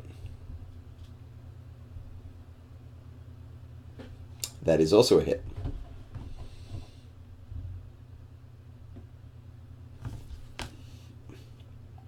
Alright, well, the first one eviscerates him, and then the second one just rips him to shreds. So Chicken's attack consists of him diving at this goblin and then basically, this zombie, and then just shooting through the other side. Just essentially rips right through the torso. Just a hole. And so when Chicken's done, Chicken ends his turn on this side of the zombie. Nice. And I believe you still get to make an attack action. I do, and so I'm going to take a shot at this ghoul. Which one? That one. The one closest to me. Yeah, no worries.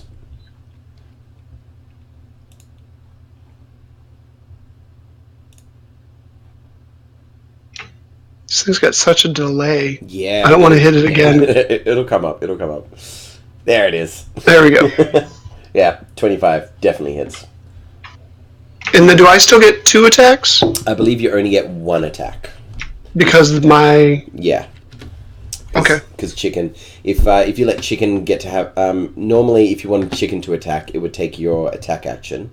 I would take your action. Gotcha. But once Okay. once a ranger gets extra attack, when they make their companion do an attack, they may also make an attack. Gotcha. Okay. Sweet. All right. So we get a 6 on that other ghoul. Yep, marked on. He is not looking good. Well, he wasn't looking good to begin with, but...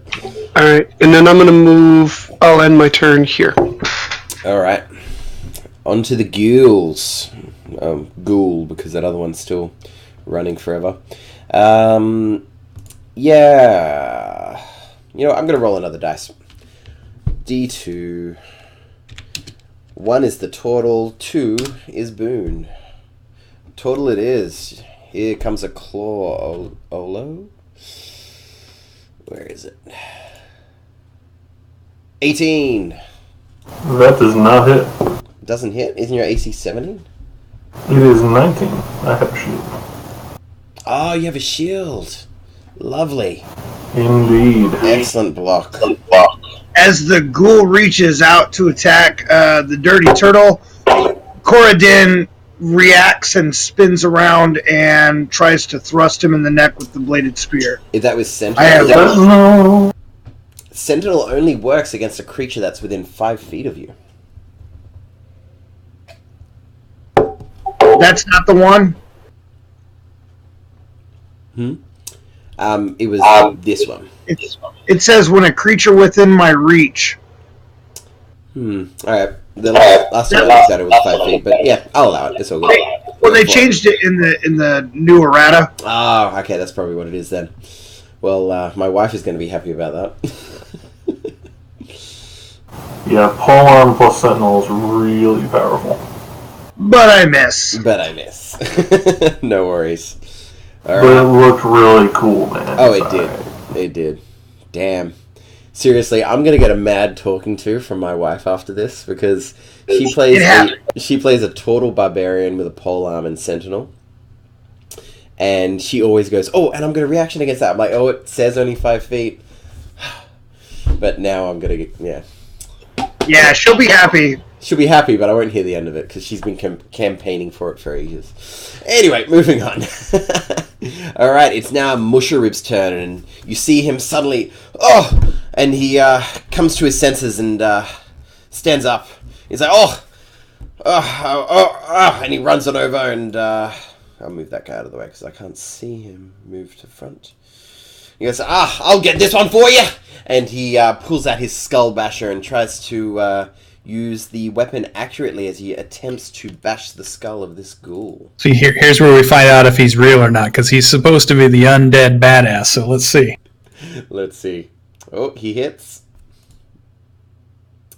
For 9 bludgeoning damage as he smashes through and completely encaves the skull of this ghoul. And he leans in with one foot, pulls the hammer out from its skull and goes, "That's how you do it!" Alright, that's his turn done. Corridin, can you make a Constitution saving throw, please? I can.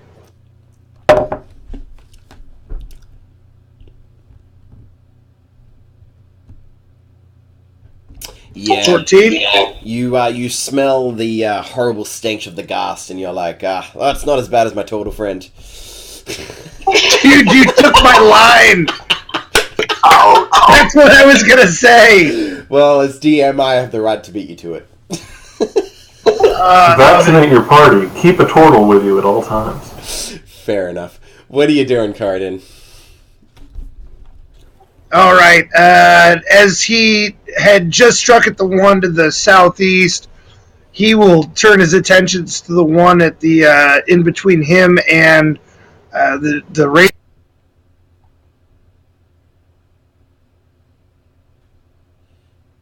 So I got a 24 to hit and a crit. Okay, yeah, they both definitely hit. So which ones were these at? So that's 29. Who was it targeting? All right, Top left. So you rushed in and you attacked with the first one, and you sliced through his skull, and half of it goes and falls off. And I assume that you wouldn't then attack it a second time. So would you like the second attack to be against that target? I would love to, thank you. No worries at all. So he whirls around 180 degrees and brings it down vertically on this thing's skull. And it doesn't penetrate.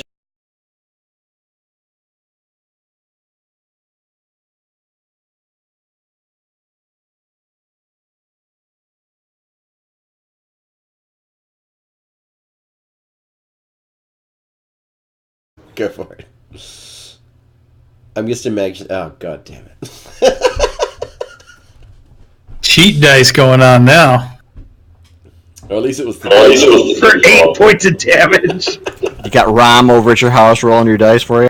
Yeah, right. Hacks. You know what? I should have. I should have smited, but whatevs. I would Just say throw like, more down. You get like what 3 attacks in a turn, and then you will regularly get a reaction attack. You should roll a few crits, but you should also roll a heap of ones. And you did get one on that perception check, I guess. But Yeah, right. all right, cool. All right, Olo, I believe you're up. There is one last creature of evil standing near you.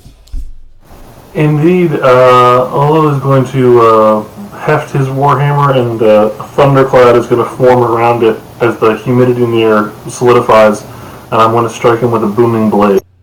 Go for it.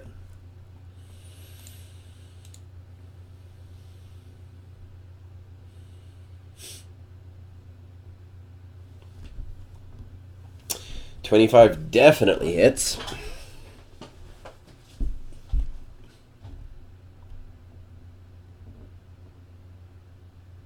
A 19 would have hit as well. It's that latency.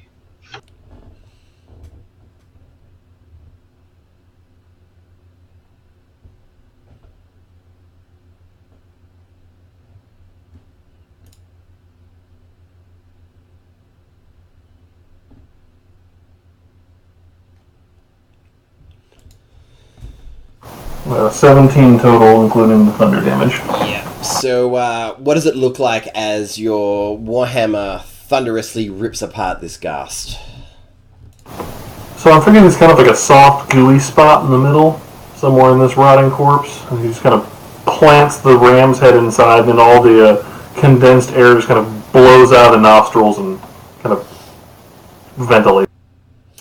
And you see it explode all over Corridin, Olo, and Boone. This covered in disgustingness. Because the smelling them wasn't bad enough. He has to wear them now. All right. Well, yeah. At this point, you think that you guys might be able to go back to sleep while you're unless you want to have a shower or something.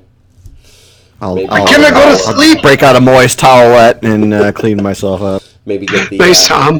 resident wizard to prestidigitate you. I can do that. Okay, fair enough. Bolt jumped up for killing her. Get and sleep. pile up the bodies and burn them. Yep. Pile up the bodies and burn them. Sounds good. And then they get covered in flames. Oh, that was a fail. He piled them up neat. Yeah. Oh, why don't you just lightning bolt them? I got the spell bonfire, so Yep. That's awesome. and bonfire him. Yep, and they all get burnt to cinders. All right, and you wait a while, and you feel like, that ghoul that was just running forever. He should have come back by now. You feel like he's probably gone for good at this point. In fact, not only do I create the huge bonfire and burn him, but when that's done, I use another spell as my staff hits the ground, and I use Mold Earth, and the ground itself sucks the bodies in and underneath the ground, so it's just like rough terrain where the bodies used to be. Yeah, that's pretty cool. I like that. And I appreciate that too. And you see the stench will disappear from the area for everyone except those who are the closest to Olo.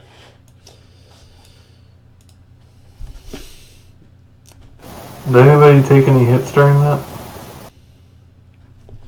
I did. Just the temporary points, right? I got dipped down a little bit, but I'll just clean my scratches up when I'm cleaning the goo up. Before we go to sleep, I'll cast Healing Spirit and summon a little floating turtle shell in the air that kind of gently drifts past everyone, just healing them up a little bit before we go to bed. Yeah, Healing Spirit, the bane of all DMs. Yeah. No regrets. Spell. Oh, it's awesome when you have it yourself, but yeah. Alright, cool. It's what's going to get Albirix killed is what it is. Gets him targeted for sure. Alright, well, with that done, you'll proceed upon your days. Alright, so we've done the travel check, we've done the food check, we've done the, oh, look out, there's ghouls check. And at this point, it's been about 10 days of travel as you've been going down the River Sojan Star. Now you come across a couple of camps. There's Camp Righteous and Camp Vengeance.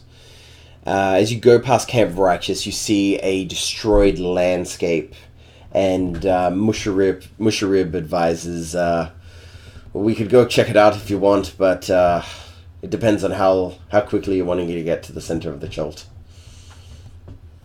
If we're to save the last, we need to go. Yep. Alright, and so you continue on down and you head past Camp Vengeance as well. Now this one's it looks like a completely enclosed palisade. There's wooden spikes all around it. It looks like a enclosed encampment. Musharib Can we says, tell from what it's created from? Is it like a permanent encampment, or is it like a haphazard tents with a little picket fence around it, or is this like a fortified camp? Well, in comparison to Camp Righteous that you passed, this one is heavily fortified. Musharib chimes in and says, "Oh yeah, this is done by the Order of the Gauntlet. They're trying to conquer the jungle. They're not doing a great job though, and as you look at it, you see that it's just this massive wooden wall all the way around it with a spike pit moat pretty much all the way around, and you see undead corpses and beasts, some of which you may have never seen, which people in these areas call dinosaurs, and other various creatures who have either fallen in the pit or have been strung up on a spike." And again, Musharib says, "Unless you want to get involved with this lot, perhaps we should keep going, but it's up to you. I'm only the guide." Dana. Is it a safe place to stay overnight? From what I heard, the commander likes to think he's the commander of everyone, if you get what I mean. Oh. I bend the knee to no one. What's that? I bend the knee to no one. I mean, what if you have to sit down though?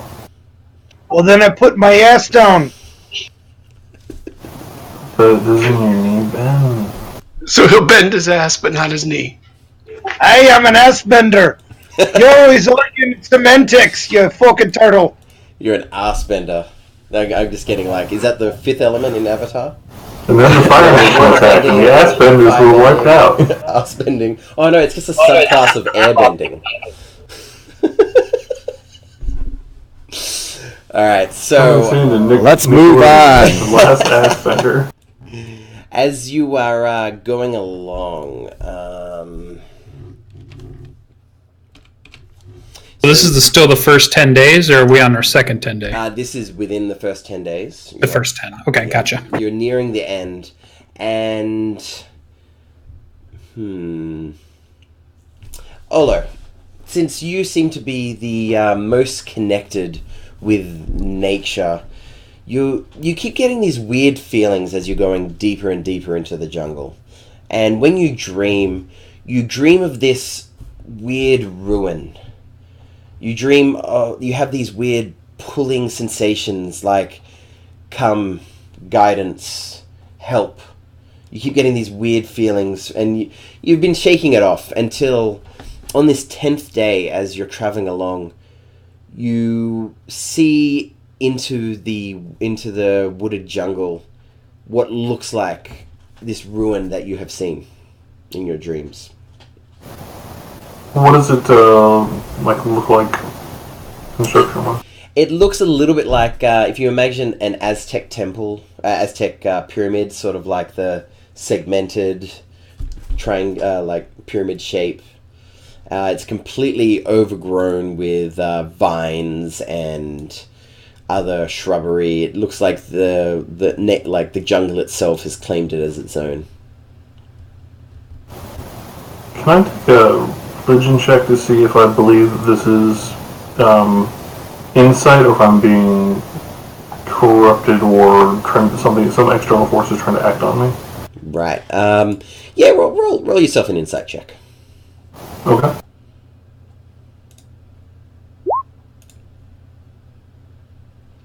Yeah, you definitely feel like something is calling you.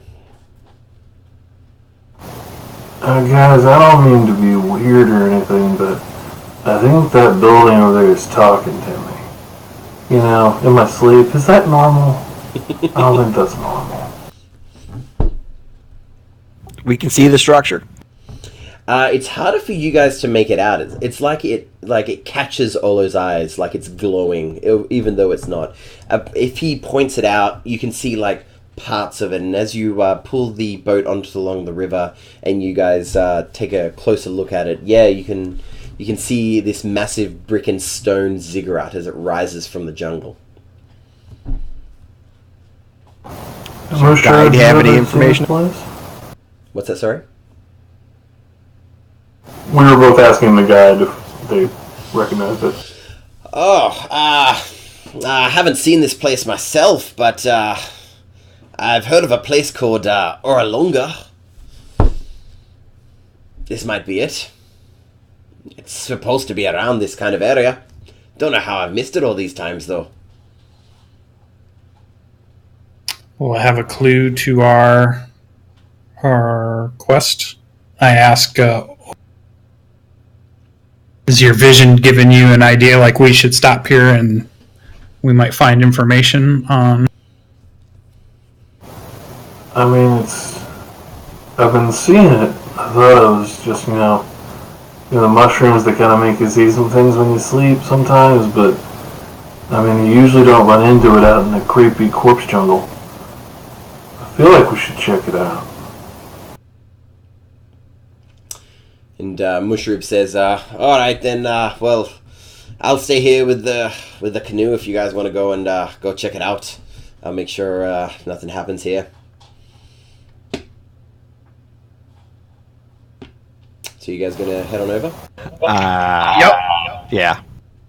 I'm taking my pack with me. Excellent.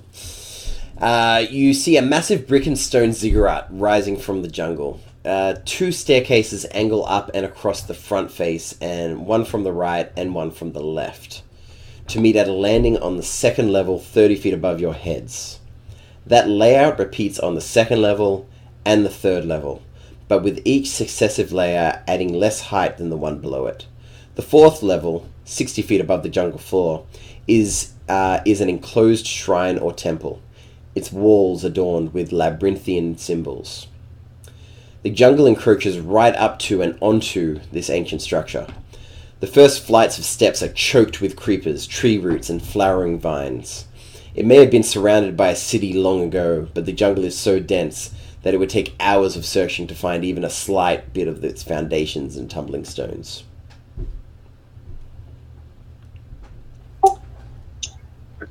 Couldn't have helped but notice there's a labyrinthine mess on those doors. Mm-hmm. What do you make of that? Who are you asking?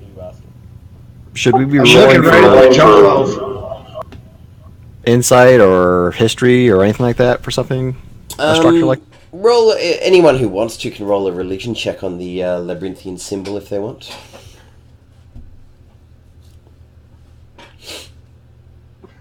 Corden will offer unsolicited advice. Really? Is this a religious structure? I look at Corden and Boone. I think it is. Is it a god that you know of? What god was worshipped here? I don't know. Well, with Good was that roll? With a 16 for Olo and Boone, you both recognize this as it seems to be a symbol of the god or the primordial deity, depending on who you believe, of Uptau. And from this check, you're like, oh yeah, Uptau. He was supposed to be a big deal in Cholt. Supposedly, he was the overruling deity of Cholt, but he disappeared long ago, supposedly. So and nobody worships him anymore on the peninsula. Not necessarily openly, but there would be people here and there. In Cholt, the main god. In Port Nyanzaru, the main god seems to be Joaquin. They love their combat. Do we see any corpses or any dead bodies or any zombies walking around? You see nothing other than the dense jungle and the stairs leading up the ziggurat. Gordon will head up those steps. As you proceed to go up the steps, they quickly become covered in, 5 or 10 feet in, they become completely covered in spiky vines. Yeah! The spiky vines all over my legs! Are they like manifesting as he steps, or is it he goes up a certain distance and he sees they're already there? Yeah, they were there to begin with, but you're able to walk a good 10 feet before they start to be dangerous. You son of a... So can we pull out some weapons and cut through them, or is it? You can pass. Is that what you want to do? I'll pull my short sword out and start cutting through. Mm-hmm. I'm a little stubborn. Every strike Real that quick, you do... I'm going to cast Speak with Plants and just ask them if they'll get out of the way. Well, before you do, he tries to strike with a couple of attempts at clearing the vines, and it does. It collapses and falls away, and then just as quickly you see new vines take its place. And you cast Speak with Plants. Could you post that in the chat for me? Yes.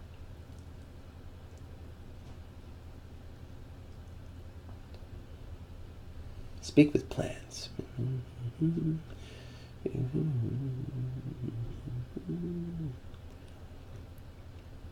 So what do you ask it?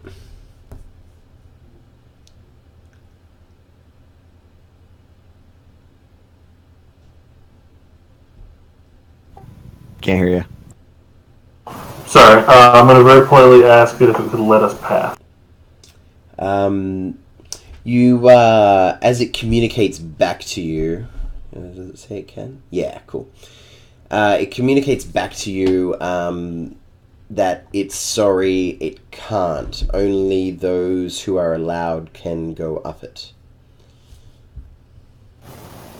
Who's allowed? Only the flowers tell us who's allowed. I'm going to turn around and repeat that and try and not look as if I'm completely stoned when I say that sentence. Yeah. Are there flowers around the base of the pyramid at all? Not that you can easily see. Although, at one point, yeah, you do see a flower. It's moving. It's a weird orange and purple orchid. And what's carrying it is this weird tiny creature that looks a little like that. Those little black things with the white faces. Chewinga. Chewinga. That looks awesome. And those who are familiar with Cholt would know that chewingas are like these little... They're basically the Cholton version of like fairies, of these little mischievous creatures that may help or hinder you. And they seem to be, with your religion checks earlier, they are very much connected to Uptau. And as you see, he's carrying an orange and purple orchid, and he looks like he's got like a Triceratops-like head, like his mask looks like a Triceratops-like head, and he's standing directly behind Corridon, almost like mimicking the same movements that he's doing. As he's like, ow, jeez, and he's just moving around like he's pantomiming. And then when it's pointed out and Corridon turns around, he jumps up like a cartoon character and runs up the path, the stairway of the ziggurat. And as he does, the vines separate out for him and then close back in behind him.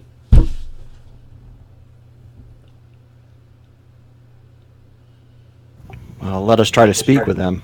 Oh, he's gone. Does anyone speak Chewingies? I don't know. Hey guys, I think the little guy had the plant that the other plant wanted to let us go through the plants. Are there any other around that we can see? Yeah. Does anybody have proficiency in the nature skill?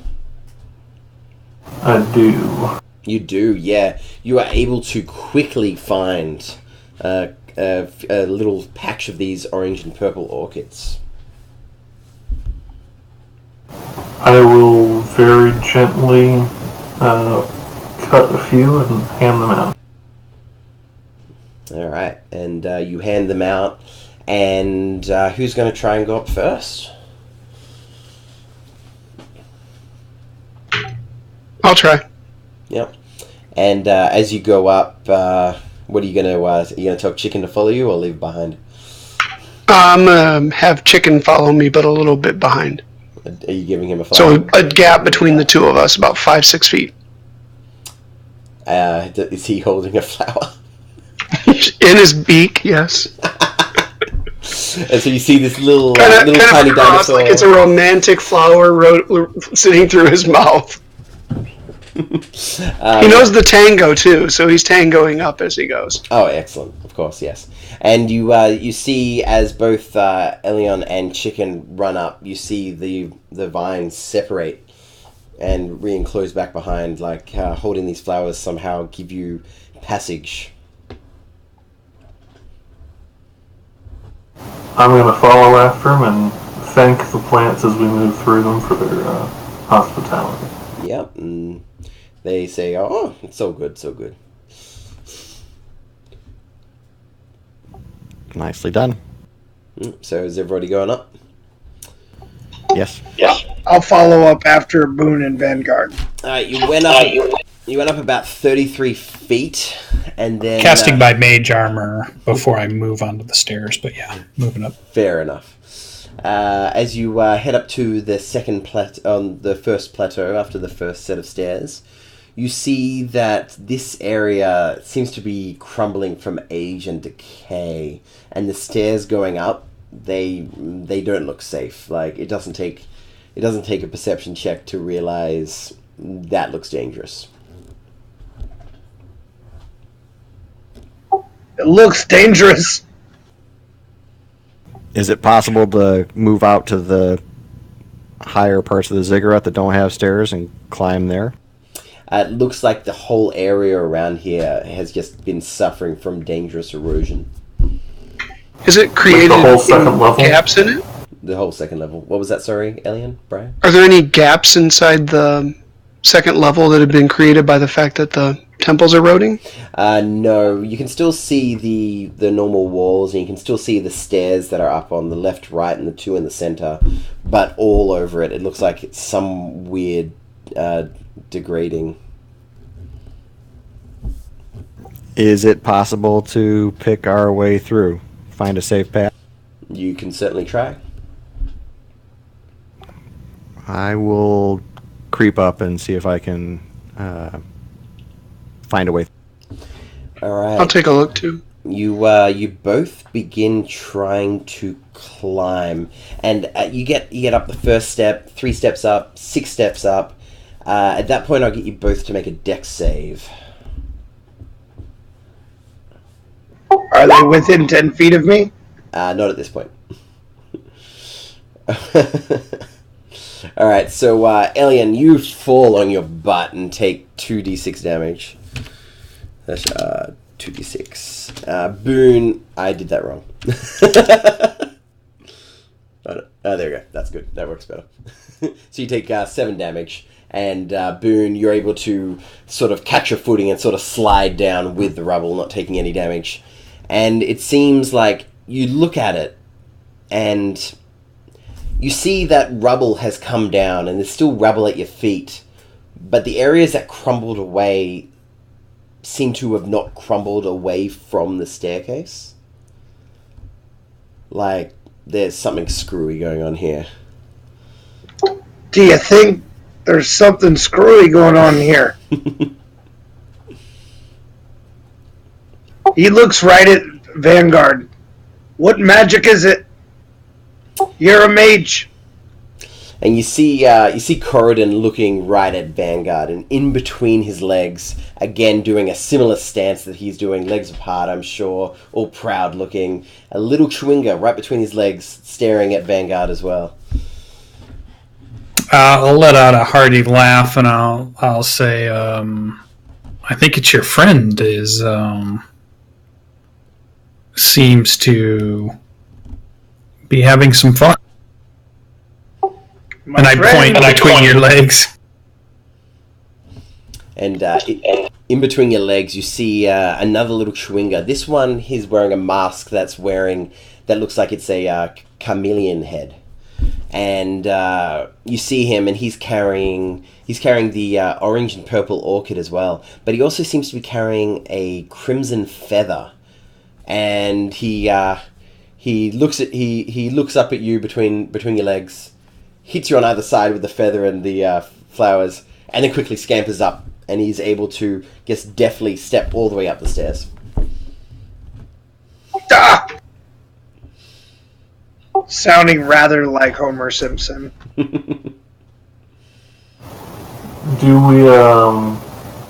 I recognize what kind of plumage he's carrying? Yes, this looks like a feather of a red parrot that is native to the area. I'm gonna start looking around for parrots. Yeah, it doesn't take long for you to look around, and you find a small nest. And inside the nest, there's a couple of eggs, and there are a few feathers.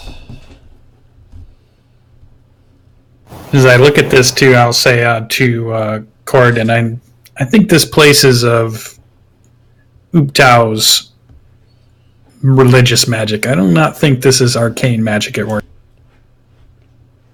Yeah. And he's a good god. And he looks to the jungle elf and Boone, questioning. I believe he is. His little friends seem to mean us no harm. No, they seem to be wanting to trick us more than harm us. Yeah. And I think they want to help. They've shown us the way. And I mean, who hasn't gotten tricked by some little thing between their legs every now and again? Hey, it's ruled my life. So, can we take one of the feathers then and start to... first of all, I'm going to do Cure Light Wounds on myself. Fair enough. And then... and basically bandage up my ass. Mm-hmm. And then we'll start... I'm going to take one of the feathers and start to follow the path that the Chewinga did. Mm-hmm. So as you're holding you're in possession of both... Do we have the 11 bonus temporary hit points from your speech every morning, Logan? Should. Oh, that's right. I had those. Okay, so I could use that for the... Yeah, pretty There much you as a general rule, I'm sure Boone's going to wake everybody up with like a... all right, people, come on. Let's do this. Normally I'd be like, not another sermon, but in this case, it's okay. I want 10 written out speeches. Let's go. I'm going to hand out a pamphlet every morning. And it's going to be the same pamphlet every day, but you're going to get it. Because I've got a quota to hit. Triangle with an eye in the middle of it. All right. Does it tell us what god you're worshipping? I'm all about life. Yeah. Does it have to be specific? Yeah, it's Miracle. Alright, so, you see Elion just stride easily up holding the feather and the flower in hand. And where he was not able to find enough footing before, it seems like he's just able to instinctively step in all the correct places. You Do we done all it, grab a you feather? jungle elf. You're able to find enough feathers for everyone. All right. I'll there's follow feathers. him up. Alright, Elian gets to the top. You see, as everybody else is trailing behind you, the next the next set of stairs, they're in excellent condition. They look perfectly fine. There's no vines all over them. There's no... I'll look at Cord and go, after you. Well, before you say that, you do see that they are completely covered with swarms of snakes. Yes, completely writhing snakes. So I'm going to go out on a limb here and say, based on everything else here, we should probably be nice to the snakes. And, I think we should search for something. Look for We needed a... Do the Chewinga Whatever he did is gonna look between his legs. You see nothing. Yeah, everyone look between your legs for like a little guy carrying something. That seems to be the stick around. What did you say, sorry, Boone? We're looking at the Chewinga. Are they doing anything? Oh, you don't see any chewinga. We just searched the area. I mean, if before we needed a flower, then we needed a feather. Is there something else around nest or object-wise or... I'm looking for anything bright and colorful. Yeah, you there seems to be nothing of nothing that you can notice around here. Looking around this whole third level, and like the stonework seems to be immaculate. It's in perfect condition. You see, there's no nests, there's no crumbling, there's no vines, there's no vegetation whatsoever. I'm gonna cast Speak with Animals. Mm-hmm.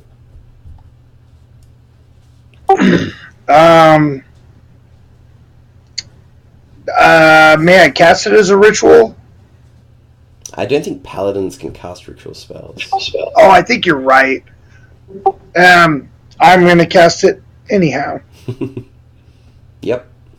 Spells.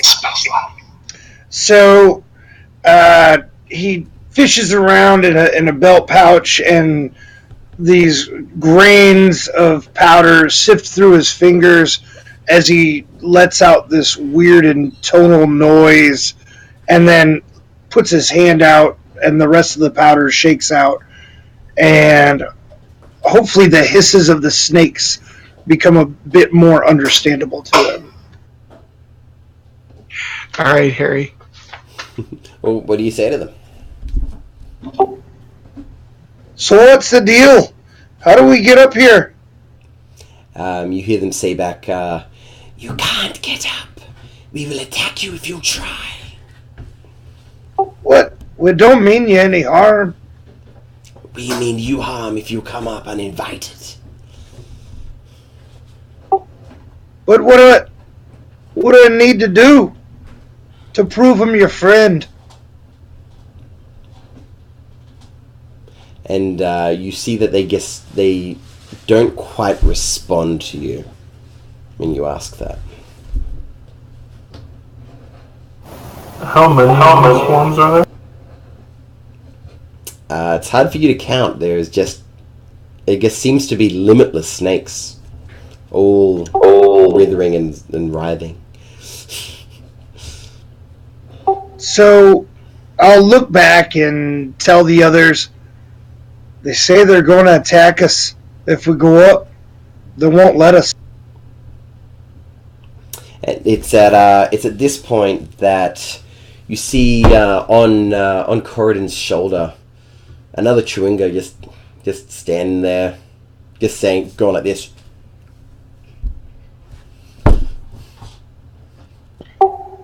You know, I bet if you're going up, they may not attack you. Maybe they was fooling.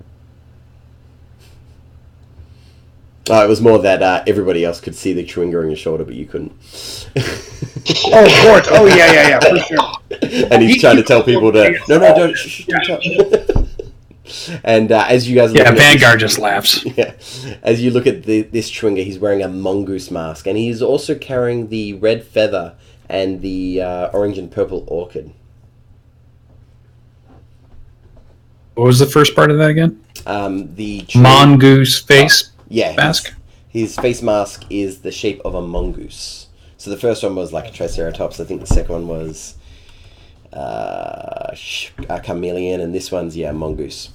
And aren't mongoose snake killers? But he has the feather and the flower. And when upon Vanguard laughing, and he looks at Vanguard and winks, and then when Corridon eventually turns left and looks at his shoulder, he quickly leaps off and runs directly towards the snakes.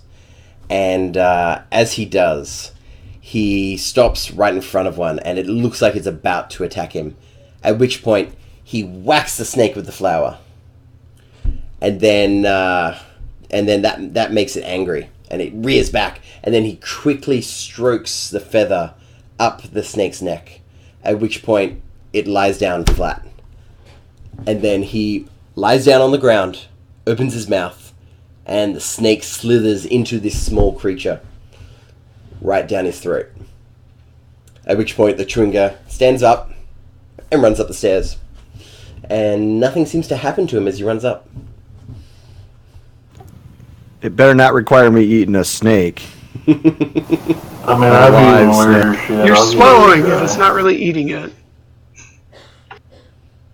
Sorry. The Chewinga doesn't run up. He slithers up. Well, I've had a lot of weirder things in my shell. I'll give that a shot. Are you going to give it a go? Yeah, worst case, I get brutally murdered by a horde of endless snakes. It's not the worst. Alright, so you going to do the feather and the flower trick? I'm going to give it a shot. And as you do, you hit it with the feather, it rears up, you stroke it with the flower, it lies flat. What do?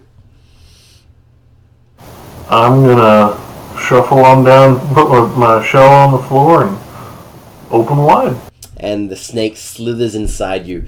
Could I get a Constitution saving throw, please? Could you not say that? I believe you would be within 10 feet of Corridon for this. Alright. As the 14 with it if I'm in range of him. Yeah. As the snake goes into your belly, you feel this weird sensation like you want to wiggle a bit, but you kind of fight it off, and then what do? I'm going to walk confidently, without any real reason to, towards the swarm snake.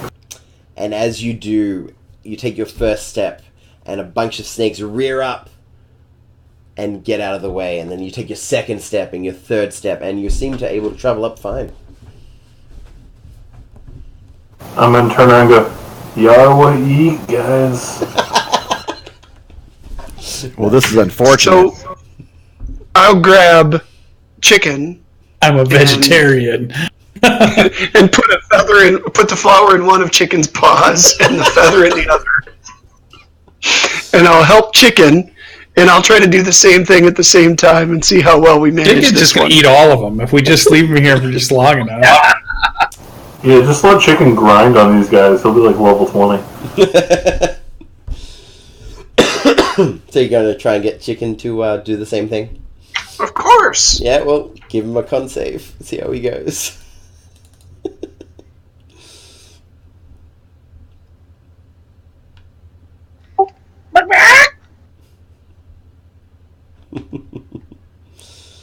I don't even know if you can activate it from his character. I don't think you can even activate it from his character sheet. I'm going to cast Bless on the least hardy-looking members of the crew. +1 on that.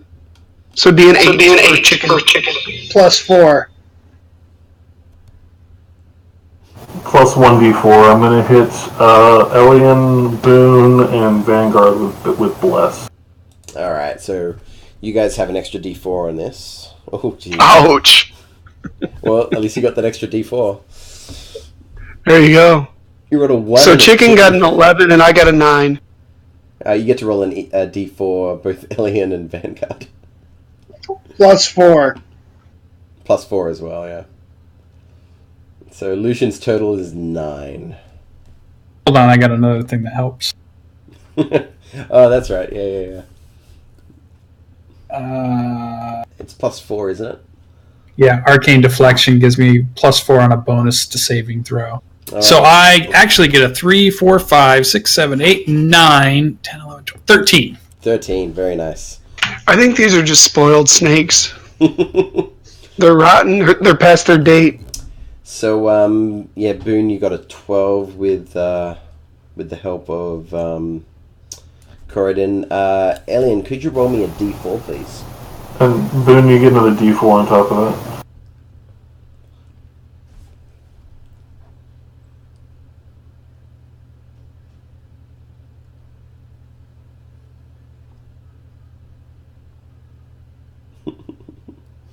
It popped a bunch of extra screens up there, so take the first one, I guess. Yeah, no worries. I don't know why I asked, because a 1 was enough for you to tick over with the help of the Paladin. Seriously, the Paladin has helped you guys out a whole bunch so far. I hate that bloody level 6 ability. Alright. I'm pretty sure I just failed, though. No, you didn't. It was DC 10. Every single one of you got... Alien got a 10, you got a 10, Lucian got over 10 with his reaction, Boone got well over 10. Barely.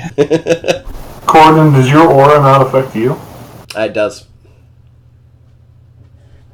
I just rolled bad. He has a +6 to that.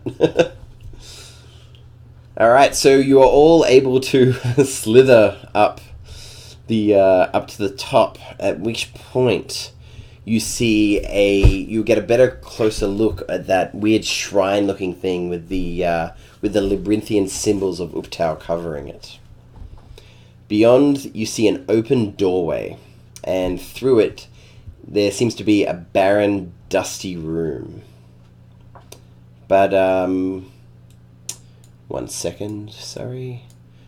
I'm going to jot down, I have a journal that I've been keeping, so I'm just going to draw some of the symbols so I can recognize them later on again at some point. Yep.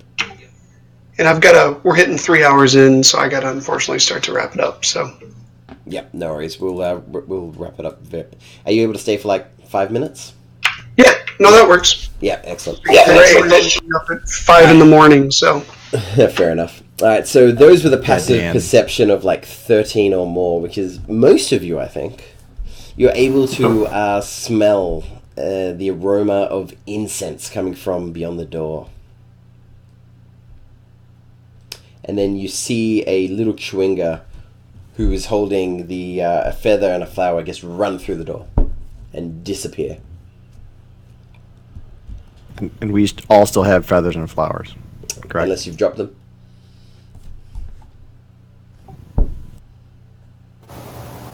Wait, the chewinga had nothing this time? He had a feather and a flower in his hand, and he ran. Feather and a flower in his hand. Okay, sorry.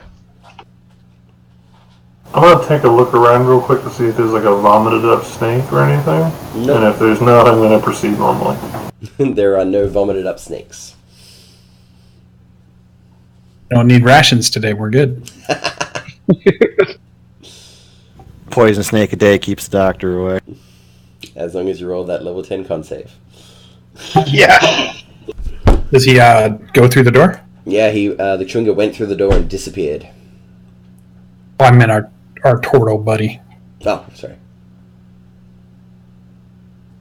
And he said he stepped through.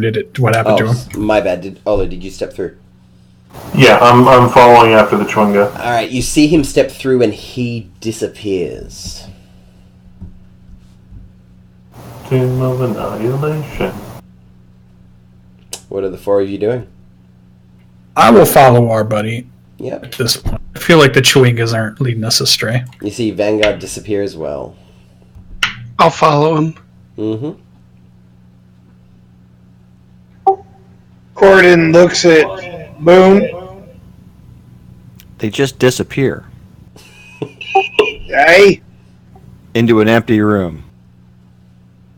hey, but it smelled like incense. I'm going to take a couple extra rounds to examine the door. See if I can decipher any of that language real quick. A little nut Trump had never hurt anyone.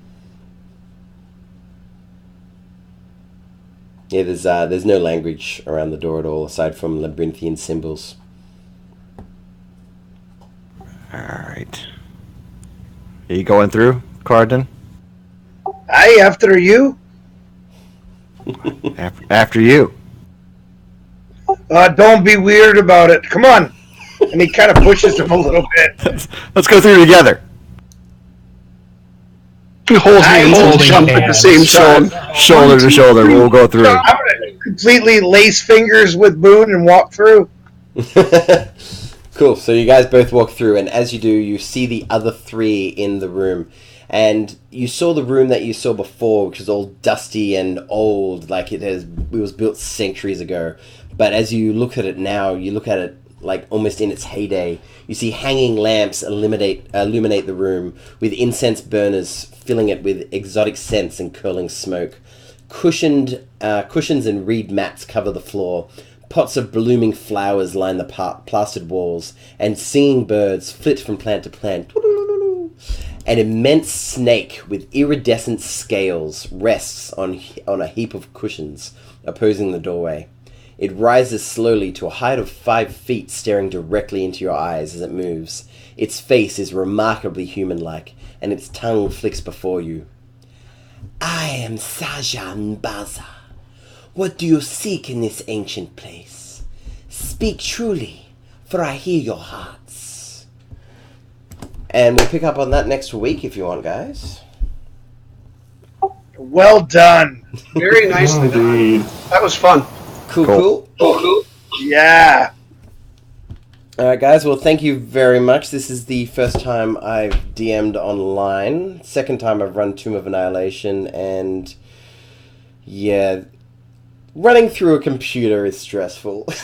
Like trying to make everything work. You didn't look stressed. So Oh really? you did well. Okay. Yeah, no, it was very good. I was stressing all morning for me, night for you, because right now it's like 1:40 in the afternoon. I got to pick up my kids in an hour.